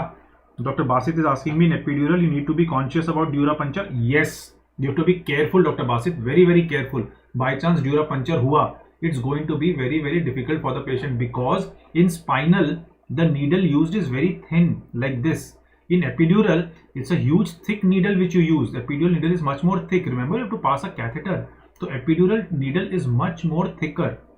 Epidural needle जो होता है वो ऐसे thick होता है because I need to pass a catheter inside the epidural space. Spinal needle is just your lumbar puncture needle, small needle like this, right? Epidural is a thick needle, and with a thick needle, if you puncture the dura, there are high chances of PDPH. Bound to be there, definitely.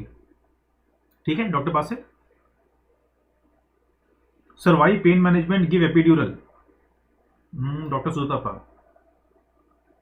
Why pain management give epidural? मतलब pain management मतलब labor analgesia. See, epidural is basically, okay, you're saying why spinal and why epidural. Okay, when you speak of site of action, okay, let me explain like this. See, the action of the drug is taking place on the nerve. It's local anesthesia drug. Am I right? यहाँ पे nerves जा रहे होते हैं, all of you know ना, quad equina होता है, all the nerves are going from here, spinal nerves are going from here. When you give spinal anesthesia, the drug is working from inside the CSF. Can you see? The area from inside the CSF gets blocked, so the whole nerve has got blocked from here. But when you give epidural anesthesia, your drug has got blocked in the epidural space. This has blocked the epidural space. Can you see? This area can be spared. And because this area is spared, it can lead to a variable effect in the patient. Can you see? This part is not getting covered with epidural. This part is inside the CSF. Epidural drug is outside the CSF. So that nerve area inside the CSF doesn't get covered, and this can be spared. And that is why if you want to get a surgery done, I will prefer to give spinal. But if I want to give pain relief, because there can be a variable effect, here I will prefer to use epidural. Another reason is in epidural I can put a catheter because I am not puncturing the dura, so I can give the drug whenever I want. Is it clear? Why regional give to asthma and not GA? Because when you give general anesthesia, your drug is working on the brain and spinal cord, and because your drug is working on the brain and spinal cord, especially in GA, now I am going to paralyze the patient. Patient is not going to breathe. Because the patient is not breathing in GA, I am creating trouble for the respiratory system. A patient whose respiratory system is already compromised because of bronchial asthma, if I give GA, his respiratory system will further get compromised. Okay? Hence, preferable to give regional. You are not affecting the respiratory system of the patient. Clear? ठीक है यहाँ तक सबको? और okay? Good. So many questions came. ठीक है? And hopefully the points are clear to all of you. Right? इसके बाद, so we discussed about the indications, contraindications. First contraindication, someone says don't give me spinal, don't give spinal. Someone says don't give me block, don't give block. Patient refusal is the first contraindication. All right. Even I underwent a surgery once. I'm a biker boy. Motorcycle. तो मेरे सामने आ गया कुत्ता. Bullet चलाएगा. कुत्ता सामने आएगा. You put the मन तो किया निकाल दो. But then I put the brake. It fell on the leg. Right. All right. गिर गया. पैर टूट गया. Choice of anesthesia, spinal. Lower limb fracture, right, with a motorcycle. Then ideally, I told you, lower limb surgery involving extremities. If I get a fracture of my foot, the anesthetist is supposed to give me spinal anesthesia. But patient refusal is the first contraindication. Patient says I want GA, I got GA. Okay, always remember spinal epidural blocks. Patient refusal is the most important contraindication. Someone says no, it means no. Second point, infection at the site of injection.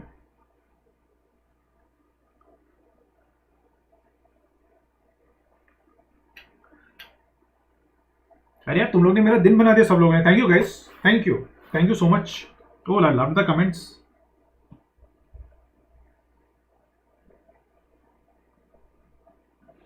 I love the comments from Dr. Komal. Thank you so much, Dr. Komal. And I think Dr. Basit. Making the concepts clear. Thank you guys. That was the whole concept of the lecture, na? Notes तो already हैं, फर्रे के notes तो हैं. You already have the notes. But my point or our point is to make the concepts clear, right? Thank you so much, Dr. Komal and Basit. 1st January. Thank you. Made my day. Now Dr. Sutapa asked me a question. Variable effect means comes from duration and CSF. It is not covered. नहीं doctor सुतप्पा, रुको मैं उस पर बाद में आता हूँ. I'll answer your question. Let me finish up this point first. I was talking about patient refusal. That's the first contraindication. Second, infection at the site of injection. So imagine अगर if remember there was skin, subcute, ये सब tissues था. I am giving spinal to a patient, right? And someone has infection here in the skin. Correct?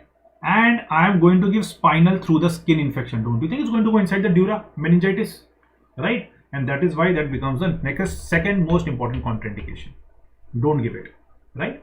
If there is severe hypovolemia and shock, remember ये जो when we give a block, remember there is vasodilation. All local anesthesia drugs are vasodilator because there are local anesthesia drugs are vasodilator. Whenever you will give a block, whenever you give spinal, some amount of vasodilation will take place, which will further cause hypotension. So if there is hypovolemia and shock, इससे further hypotension होगा, patient मर जाएगा. Correct? So you will not give it in hypotension, in shock, because local anesthesia. Remember I discussed the 5th point of local anesthesia drugs, vasodilators. So in hypotension, you will not give it.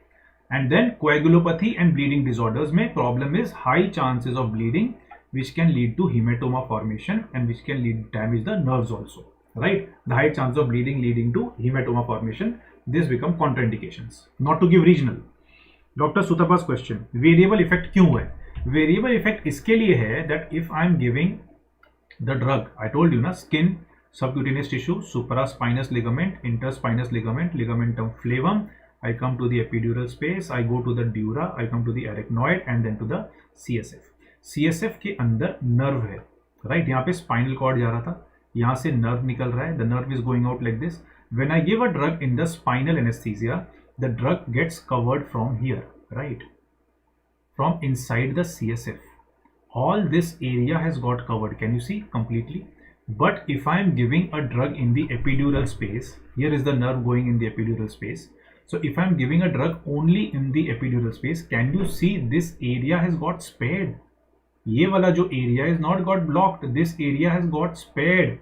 Therefore, this becomes the variable block. This area is not getting blocked. Beyond this, the drug has got blocked.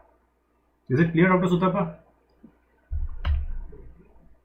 सब लोग को anaesthesia पसंद आया, तुम्हें पता, you know ना, you've seen my Instagram videos ना, in the shady branch.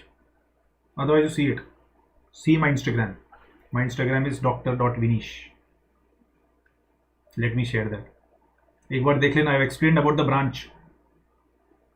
That is my Instagram ID, dr.vinish. ठीक है. Try to see that. There are a lot of things of anesthesia over there. Good points also, but some other points also to make it light. Okay, you can see that. Where was I? I was at contraindications. ठीक है, indication हो गया, contraindication हो गया. Advantages. Now you tell me the advantages. Advantages. Regional दिया हमने. Advantage क्या हुआ? What is the advantage of a regional? Good pain control. Right. What happens in general anesthesia? For pain, I have to give separate opioids. No doubt it works well. No doubt opioid works well. But opioid is working on all the system. ऊपर से लेके नीचे तक complete body पे काम कर रहा है. But what happens is with regional is that that one area which was having a problem. For example, I had a foot surgery, right, from the bike. So when they give, in case they give me regional, spinal, can you see this area gets totally covered and I will not feel pain even after the surgery. But in GA, they will have to keep on giving me opioids. But I wanted opioids. Simple. I wanted.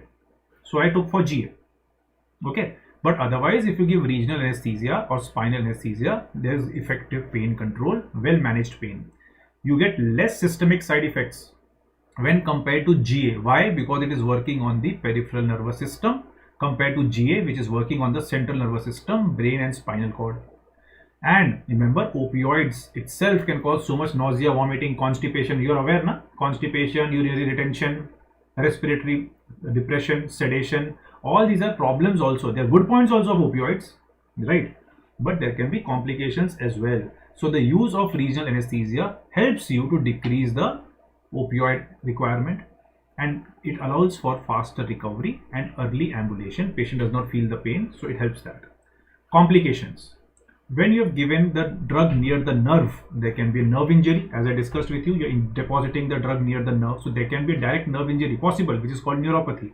You can damage the nerve. I told you you're supposed to inject the drug inside the tissue, but you inject the drug inside the nerve. That is called neuropathy.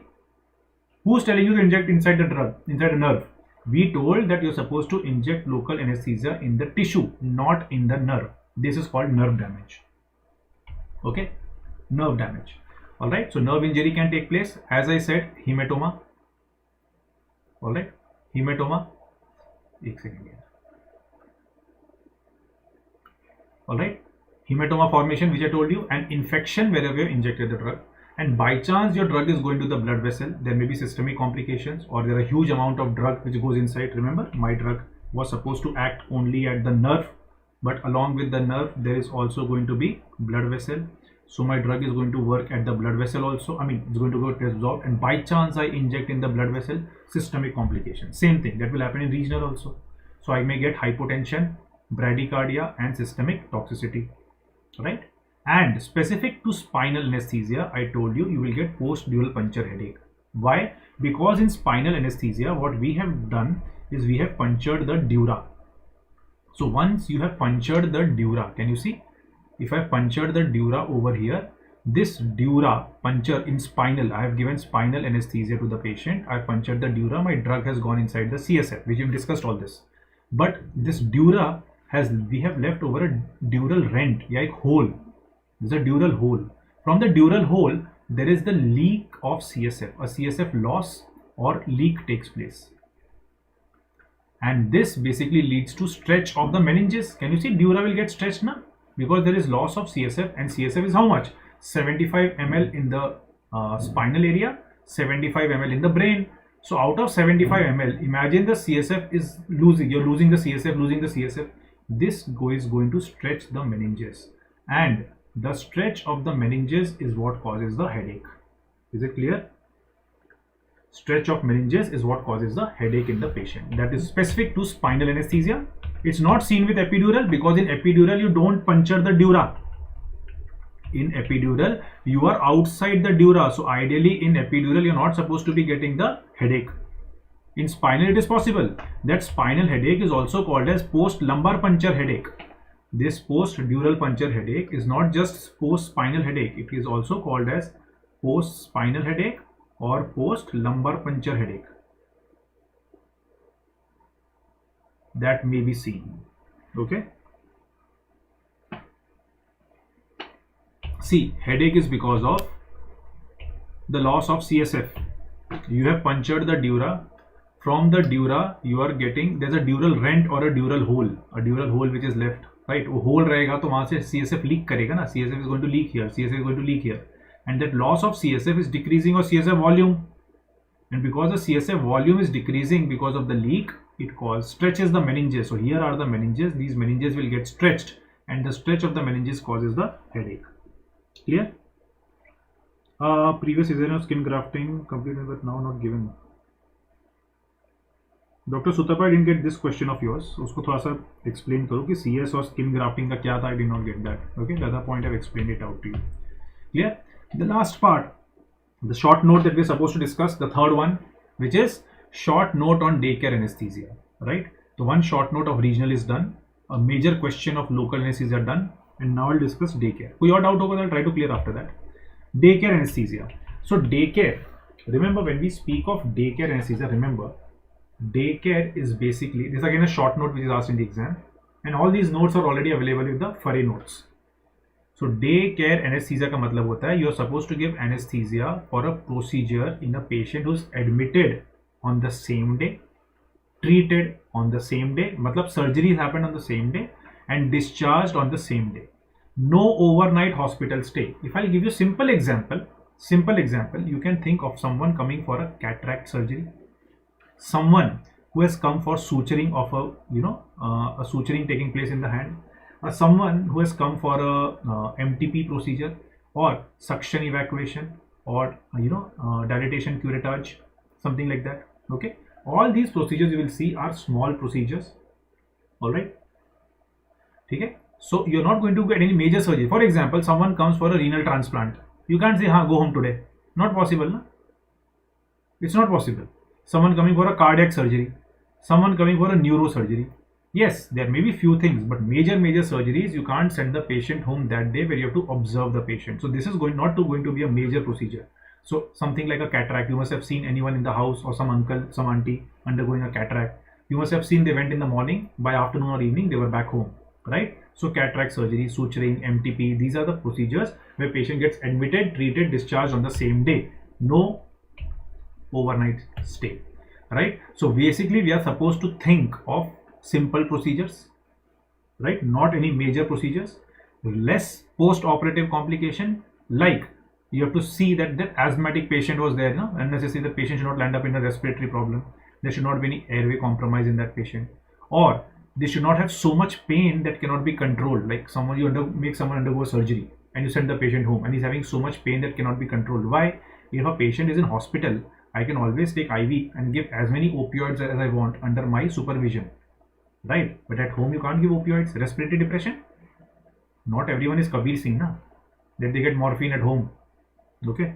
Or Arjun Reddy, correct? That they can take morphine at home. That has to be given under supervision in the hospital. All right. So therefore, if some procedure involves a lot of pain, you're not supposed to give, you can't do daycare surgery. If someone needs a lot of nursing care, changing dressing every day, or maybe something, major thing will be required from the nursing part, you will not need it. You cannot do that on that day itself. Patient does not need, for example, when you have to give a traction, foot surgery, and with a traction given by orthopedic people, prolonged immobilization, that person has to stay, right, in the hospital. Then patient should be able to eat and drink once going home, right? And you have to assess that there should be no risk of thromboembolism or DVT if it's a prolonged procedure. Clear? So these are the kind of surgeries. So what would be there? All right.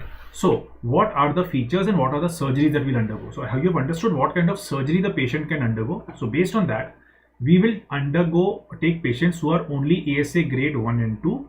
Remember, sometimes we can include ASA grade 3.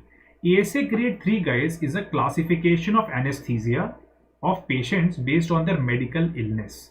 I don't want to discuss that in detail with you, but just in short, ASA grading means ASA 1 is normal patient having no illness. ASA 2, a patient has a very mild illness, one system involvement, and that is well controlled. ASA 3 would be a patient who has a severe illness, which is uncontrolled. Means a normal patient, no hypertension, is ASA 1. A hypertensive patient, well controlled, ASA 2. ASA 3 is a severe patient who is uncontrolled. So that's why I said ASA 1 and 2 can undergo a daycare surgery easily. But if someone's blood pressure is not controlled at all, normally will not let them go for a daycare surgery. So you'll first control the blood pressure and then undergo a surgery, right? But sometimes, in few cases, very minor cases, you can include them for daycare. All right, that's ASA 3. ASA 4, now the medical condition of the patient has worsened. It is so severe that now it becomes a threat to his life. मतलब वो कभी भी मर सकता है. Angina, myocardial infarction, chronic renal failure. These people can die anytime. Of course, you can't have that patient for a daycare surgery. You can die, go home. It's not possible. ASA 5, we don't talk of a medical condition. It is an important surgical condition because of which the patient can't survive. Like if you don't get a surgery done, you must have heard of aneurysm rupture. If someone comes with a high BP aneurysm rupture, you can't say, oh, I want to control the BP. You will have to get the surgery done. That is ASA grade 5, and ASA grade 6 is a brain dead patient. So out of them, brain dead is for organ transplant. So you can't, ASA 4, 5, 6 can't undergo daycare, you know that. ASA 1 and 2 are normally undergoing daycare procedure, and ASA 3 is sometimes you can undergo. So ASA is basically grading of patients based on medical illness before the surgery. Okay, clear? Anesthesia techniques. I can use GA, I can use regional. I just told you, right? GA and regional both can be used. If I'm giving GA, I'm going to use short acting agents. I cannot use long acting drugs which are going to stay in the body for long. So I will use short acting drugs, right? These drugs should have fast onset and fast recovery. Means if they go in fast, they come out fast, right? I will have to use drugs which have fast onset, fast recovery, and these drugs need rapid metabolism so that they'll be out of the body as fast as possible. I'll need to have such drugs. I can't use long acting drugs, right? So GA, I'll be using them. When speaking of GA, I can use intravenous drugs or inhalational drugs, both. Now I'm not going to too much details of intravenous and inhalational, you don't need to know that. But someone had just asked me IVRA.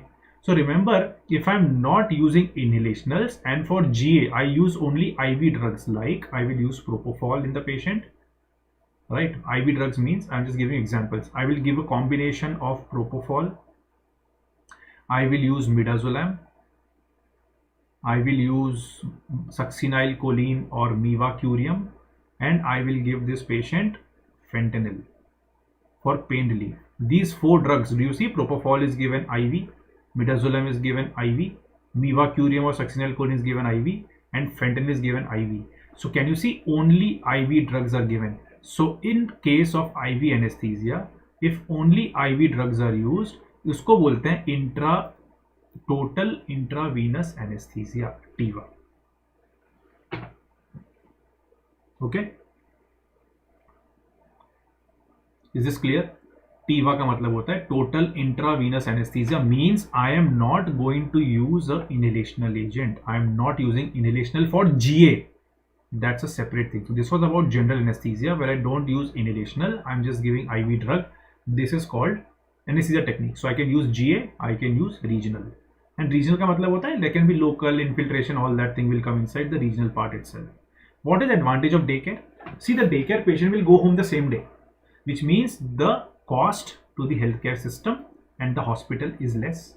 Because the patient goes home the same day, there is less risk of the hospital acquired infection.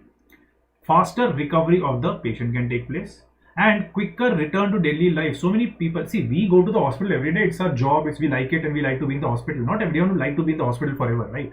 So every patient would like to go home as early as they can. It is right. It is correct on their part. The earlier you go home, the faster you will recover. So therefore, advantages of a daycare surgery: less burden to the hospital system and the healthcare procedures, less risk of the hospital acquired infection, faster recovery, and quicker return to daily life. Okay. Features of daycare. So first thing that I will do from anesthesia point of view, is that I will do a good pre-anesthetic checkup. Remember that ASA grading was important. Look at the medical condition. The patient should not be ASA 4, 5, 6. So you have to assess the fitness of the patient before I take the patient up for surgery.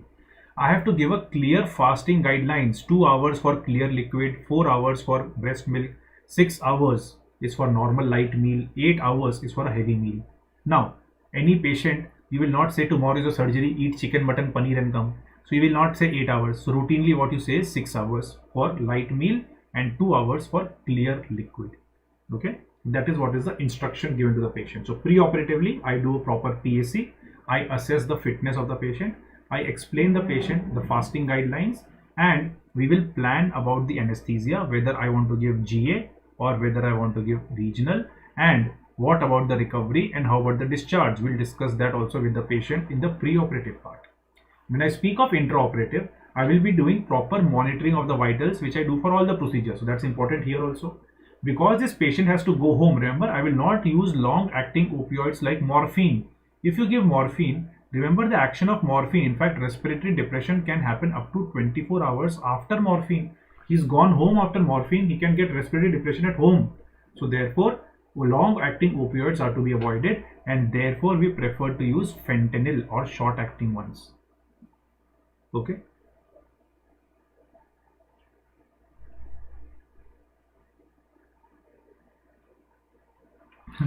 Dr. Sabyasachi ने भी एक मस्त comment मारा. Thank you.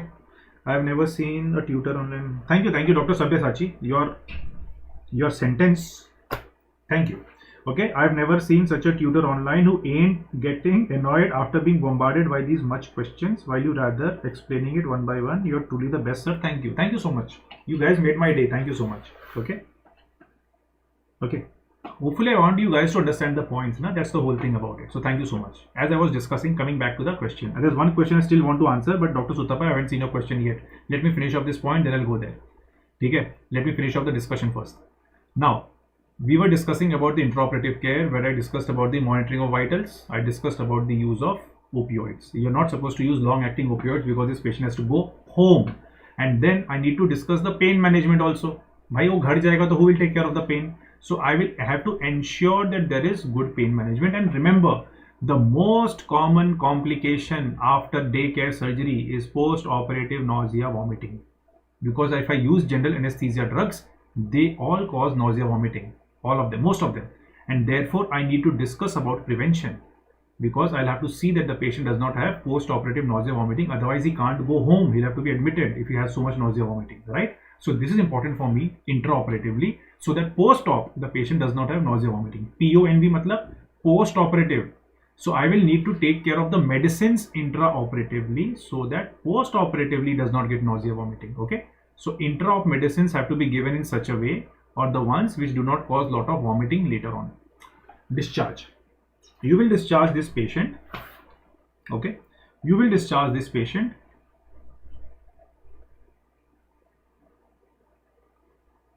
Alright. You will discharge this patient when the vitals are stable.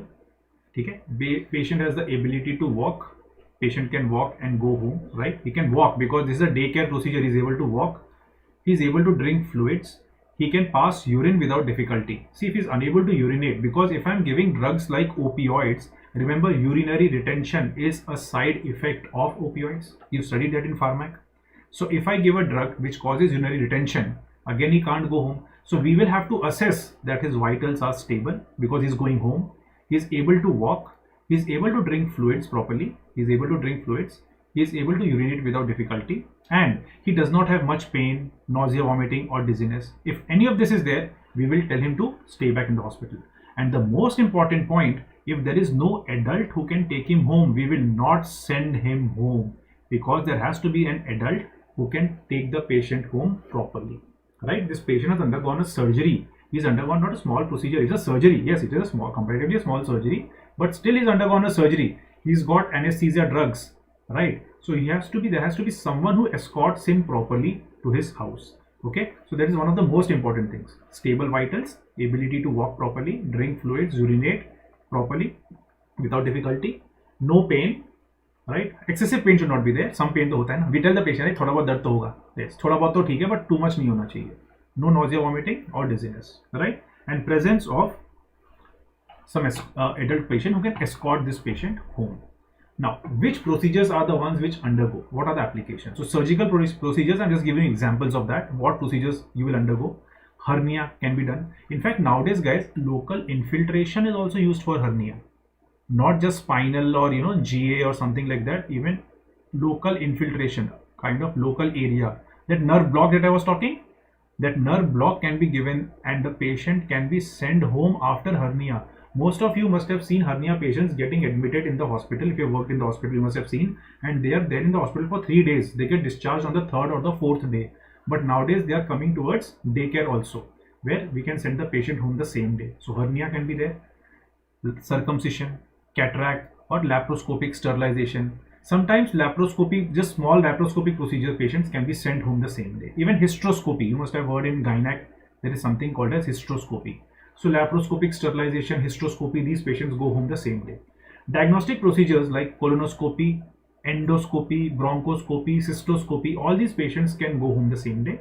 And therapeutic interventions like radiofrequency ablation and lithotripsy, these are your daycare procedures. Okay, did you see that? None of them are major. No transplant, no renal disease, no cardiac problems, no neurological surgery, no cardiac surgery. These are small surgeries which are taking place. Limitation. Not suitable for high risk. I told you ASA grading. Normally ASA 3 should also not undergo, but yes, sometimes we take ASA 3 patients, but beyond that they do not undergo daycare surgery. That's a limitation of daycare. It requires a well-equipped setup and skilled people to give it, because the patient has to go home the same day. Also, you need to be ready. As a thodi, you take a small room and say, we will not have anything for readmission. In case patient has post-operative nausea, vomiting, remember that's the most common complication. Post-operative nausea, vomiting is most common, and pain is the second most common. So in case a patient has lot of pain, lot of nausea, vomiting, you will have to admit the patient in the hospital, right? So therefore, the common complications for which you might have to admit the patient, one of them is post-op nausea, vomiting, other is pain, third may be too much of sedation, there may be respiratory depression, and remember, there may be surgical complication also. Bleeding, in case there is a surgical complication and bleeding, you might have to admit the patient and keep the patient in the hospital itself, and therefore you should have a setup where yes, the patient has to go home, but in case of a necessity, patient might have to be admitted in case. All right. Advantages, how to remember that for the exam purpose? Remember with the mnemonic FAST. Again, this is given in the notes. We have given that. Faster recovery, avoid hospital infection, saves time and cost, and time efficient for the healthcare system. That is the mnemonic for FAST. Advantages. Discharge criteria, again we'll remember with a mnemonic called SURE. Stable vitals, urination is there, right? Already patient can pass urine. That is about the urine part. A responsible adult, remember adult should carry home, and eating and drinking tolerated. Drinking may no daru, no alcohol. Water, remember this. Patients will ask you, can I drink? No, not that drink. Eating or drinking. All right. So these are the advantages of daycare anesthesia and discharge criteria, and I told you the mnemonics also for that. Right guys, so till here is what I discussed. All right, and that is my Instagram ID, my WhatsApp number, my Telegram ID. Any questions and doubts you can ask me. Let me clear Dr. Sutapa's question. All right, so Dr. Sutapa's question was, previous cesarean section delivery or surgery for skin grafting or orthopedic surgery.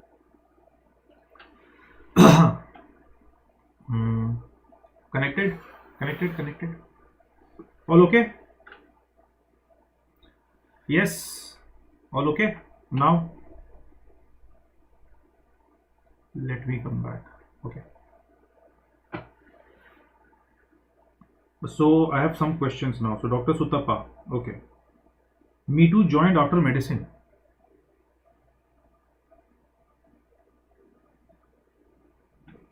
All right, so I was discussing Dr. Sutapa's question that what will you do for the patient. So I said that you can sedate the patient, right, which is conscious sedation, and give some drug to the patient, right, which I can give intravenously. These are the points we're discussing. That patient feels the pain, what is it that I will do?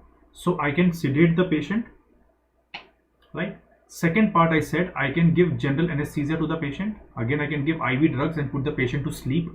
And the third thing I said was, in case pre-operatively, what I can do is I can tell the patient that I am going to give you combined spinal epidural, which means I am going to give you epidural in one space, because I'll be putting a catheter over there, and combine it with a spinal anesthesia. So therefore the spinal will work only for 2 hours and get over. And because I have a epidural, I have a catheter, I can give a drug whenever I want. That is called combined spinal epidural. Is that okay, Dr. Sutapa? Your question got answered. Doctor MBBS का answer भी मैंने दे दिया. Session अभी normally एक ही था anaesthesia का. Doctor I joined in the last minute. Can you say what topics are covered in this session so I can watch later? Okay, so in this topic, in this session, what I have covered is complete local anesthesia. I have complete local anesthesia. You can go through it with properties and all. I have discussed with you regional anesthesia as a short note, and I discussed with you daycare anesthesia. Okay, these are the 3 topics that I have taken in this session. Okay, local, regional, and daycare. Where local anesthesia is a long question. Right, these 2 were short notes. ठीक है, ये हो गया. Now anyone else? Any other question or doubt, guys? Any other question or doubt? So I told you about the topics that I covered. How many sessions are left? नहीं, anesthesia एक ही था boss. Guys, anesthesia just had 1 session. If you want to know more, then we'll try to put, but you don't need it for your Farre or your fourth prof so much. Anesthesia, we had only one session where I discussed the most important questions with you. Okay. If there are any questions, I've given my Telegram ID to you. Sorry, Instagram ID. I've given my number to you. Any questions and doubts, you can ask me directly on my Instagram ID, or you can ask me on my WhatsApp number. Okay? Either on Instagram ID or on my WhatsApp, you can ask me directly. Okay? So thank you guys for joining me on the session. Any other question? कुछ और question तो बोलो. I'm still asking you. I have no problems. Thank you, Dr. MBBM. अरे BBS 8981. Thank you. अब तुम्हारा नाम बोल रहा तो अच्छा होता ना. I would have said your name rather than saying Dr. MMBB. Epidural complication can spread to meninges? No, not much. See, epidural complication means infection. We are talking about an infection. If you say epidural does not cause so much infection, all right? In epidural, when you inject the drug, so epidural complications are basically not related so much to the dura part. The basic complication that you are worried is about the dura. That in an epidural, basically you're not puncturing the dura. In spinal anesthesia, you're puncturing the dura. That is why you're creating the problem. All right. So in epidural, you're not going to get the same problem what you get in spinal anesthesia. Okay. So if you're talking of infection, and Dr. Sutapa says epidural complication can spread to meninges. मतलब देखो, infection, if you're saying, you're talking in terms of infection of what? Dr. Sutapa, I didn't get that point of yours. Dr. Sabyasachi says, thank you. Thank you so much, Dr. Sabyasachi. Dr. Mahesh, thank you so much. इतना अच्छा नाम है तुम्हारा, Dr. Mahesh. Right? Such a lovely name you have. Thank you, Dr. Mahesh. And thank you, Dr. Sabyasachi. Dr. Sutapa, your question. Infection. Correct. Epidural का अगर infection होता है तो correct. Epidural abscess बन जाता है, and yes, it can affect the meninges also. Possibly. No harms. It can cause anywhere, anytime infection comes over here. Especially in epidural, an abscess formation is more common. Right? And yes, it can cause an infection over here also. No doubt. Yes. But these are not the more important complications. More important complications are hypotension and all, which we have not discussed. You don't need so much today. Okay, thank you, Dr. Mahesh. Okay, Dr. Kalyan says, I was not going to discuss, but you asked me complications of spinal apart from PDPH. Okay, so let's discuss what can be the complications of spinal anesthesia. So let me discuss what can be the intraoperative complications. The intraoperative complications, the first thing can be a vasovagal. A patient can collapse at the time of injection. The local anesthesia drug can be injected IV. The local anesthesia that I'm giving for spinal, suddenly it went IV. It can lead to local anesthesia systemic toxicity. The one we discussed, local anesthesia toxicity. The third point that can take place, so vasovagal, local anesthesia systemic toxicity. Apart from that, a very common thing that you get to see in every patient is hypotension. Every patient, because of the peripheral vasodilation, remember the blood vessels get dilated. So therefore, this is the most common, which I discussed before also. Hypotension, nausea, vomiting, and patient gets shivering. Right. Apart from that, if the level goes up, right, there can be a high spinal, which can cause cardiac issues, right? So therefore, when the level goes up, high spinal, it can lead to bradycardia in the patient, and totally affecting, going right up to the top, total spinal, it can affect the respiratory system, and can also lead to coma. These are intraoperative, but these complications are seen only with if the level goes very up. All right. Otherwise, the most common scene is hypotension. These are intraoperative complications. When you speak of postoperative complications, postoperative, the most common is urinary retention.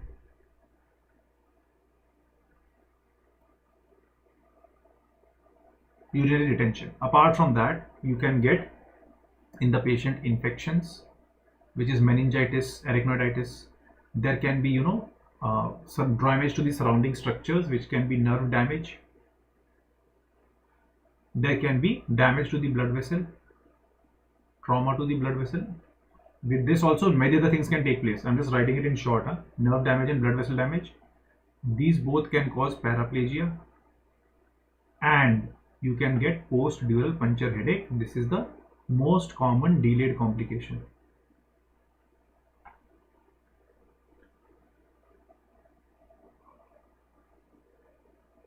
Complication, ठीक है, और क्या चाहिए था? Thank you sir for today. Infection हो गया, complication of spinal other than PDPH है discussed.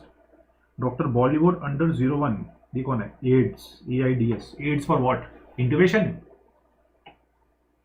Derma meaning dermatology, पता नहीं, anyways. Okay, doctor Sutappa understood. PDPH ये फर्स्ट ईयर का सब्जेक्ट नहीं है boss, this is final year super speciality. Okay, anaesthesia, so someone wants to know about anesthesia also। ये branch वो branch है which you are not aware of, जो मजा देता है सबको। Doctor Bollywood, if you read about anaesthesia, इसको नशेड़ी ब्रांच बोलते हैं। All the drugs that we used are abused. Doctor Kalyan says thank you doctor Kalyan. Alright, no other questions then, hopefully all done। PDPH full form, PDPH is post dural puncture headache। PDP, ओए भाई ये क्या हो गया मेरा? Stop, wait, have to minimise.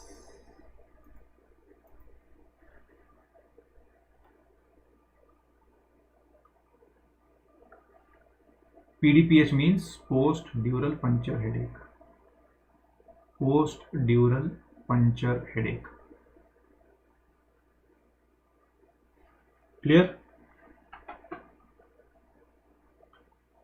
MBBS के बाद क्या करना है? Whatever you like guys, pick up the branch of your choice, give NEET PG exam, which is the one that you like, pick it up, okay? Right? So I got to thank you from everyone. Thank you Dr. Sutappa, Dr. Kalyan, everyone who joined in the session। No other questions then, I'll hang up then। Doctor Sabyasachi, doctor Mahesh, ठीक है, बीच में और भी लोग आए थे, चलो ठीक है। Thank you so much doctor Sutappa. Okay, all the best guys, do well, and you have my Instagram ID, ठीक है, I have shared the number with you. Any questions and doubts you can forward and ask me, I will try to solve them to the best of my knowledge. Okay,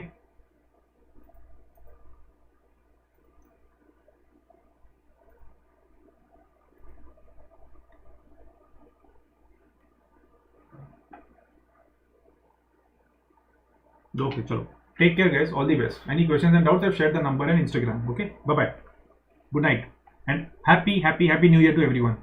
Okay, and all your comments made me feel very good, thank you so much।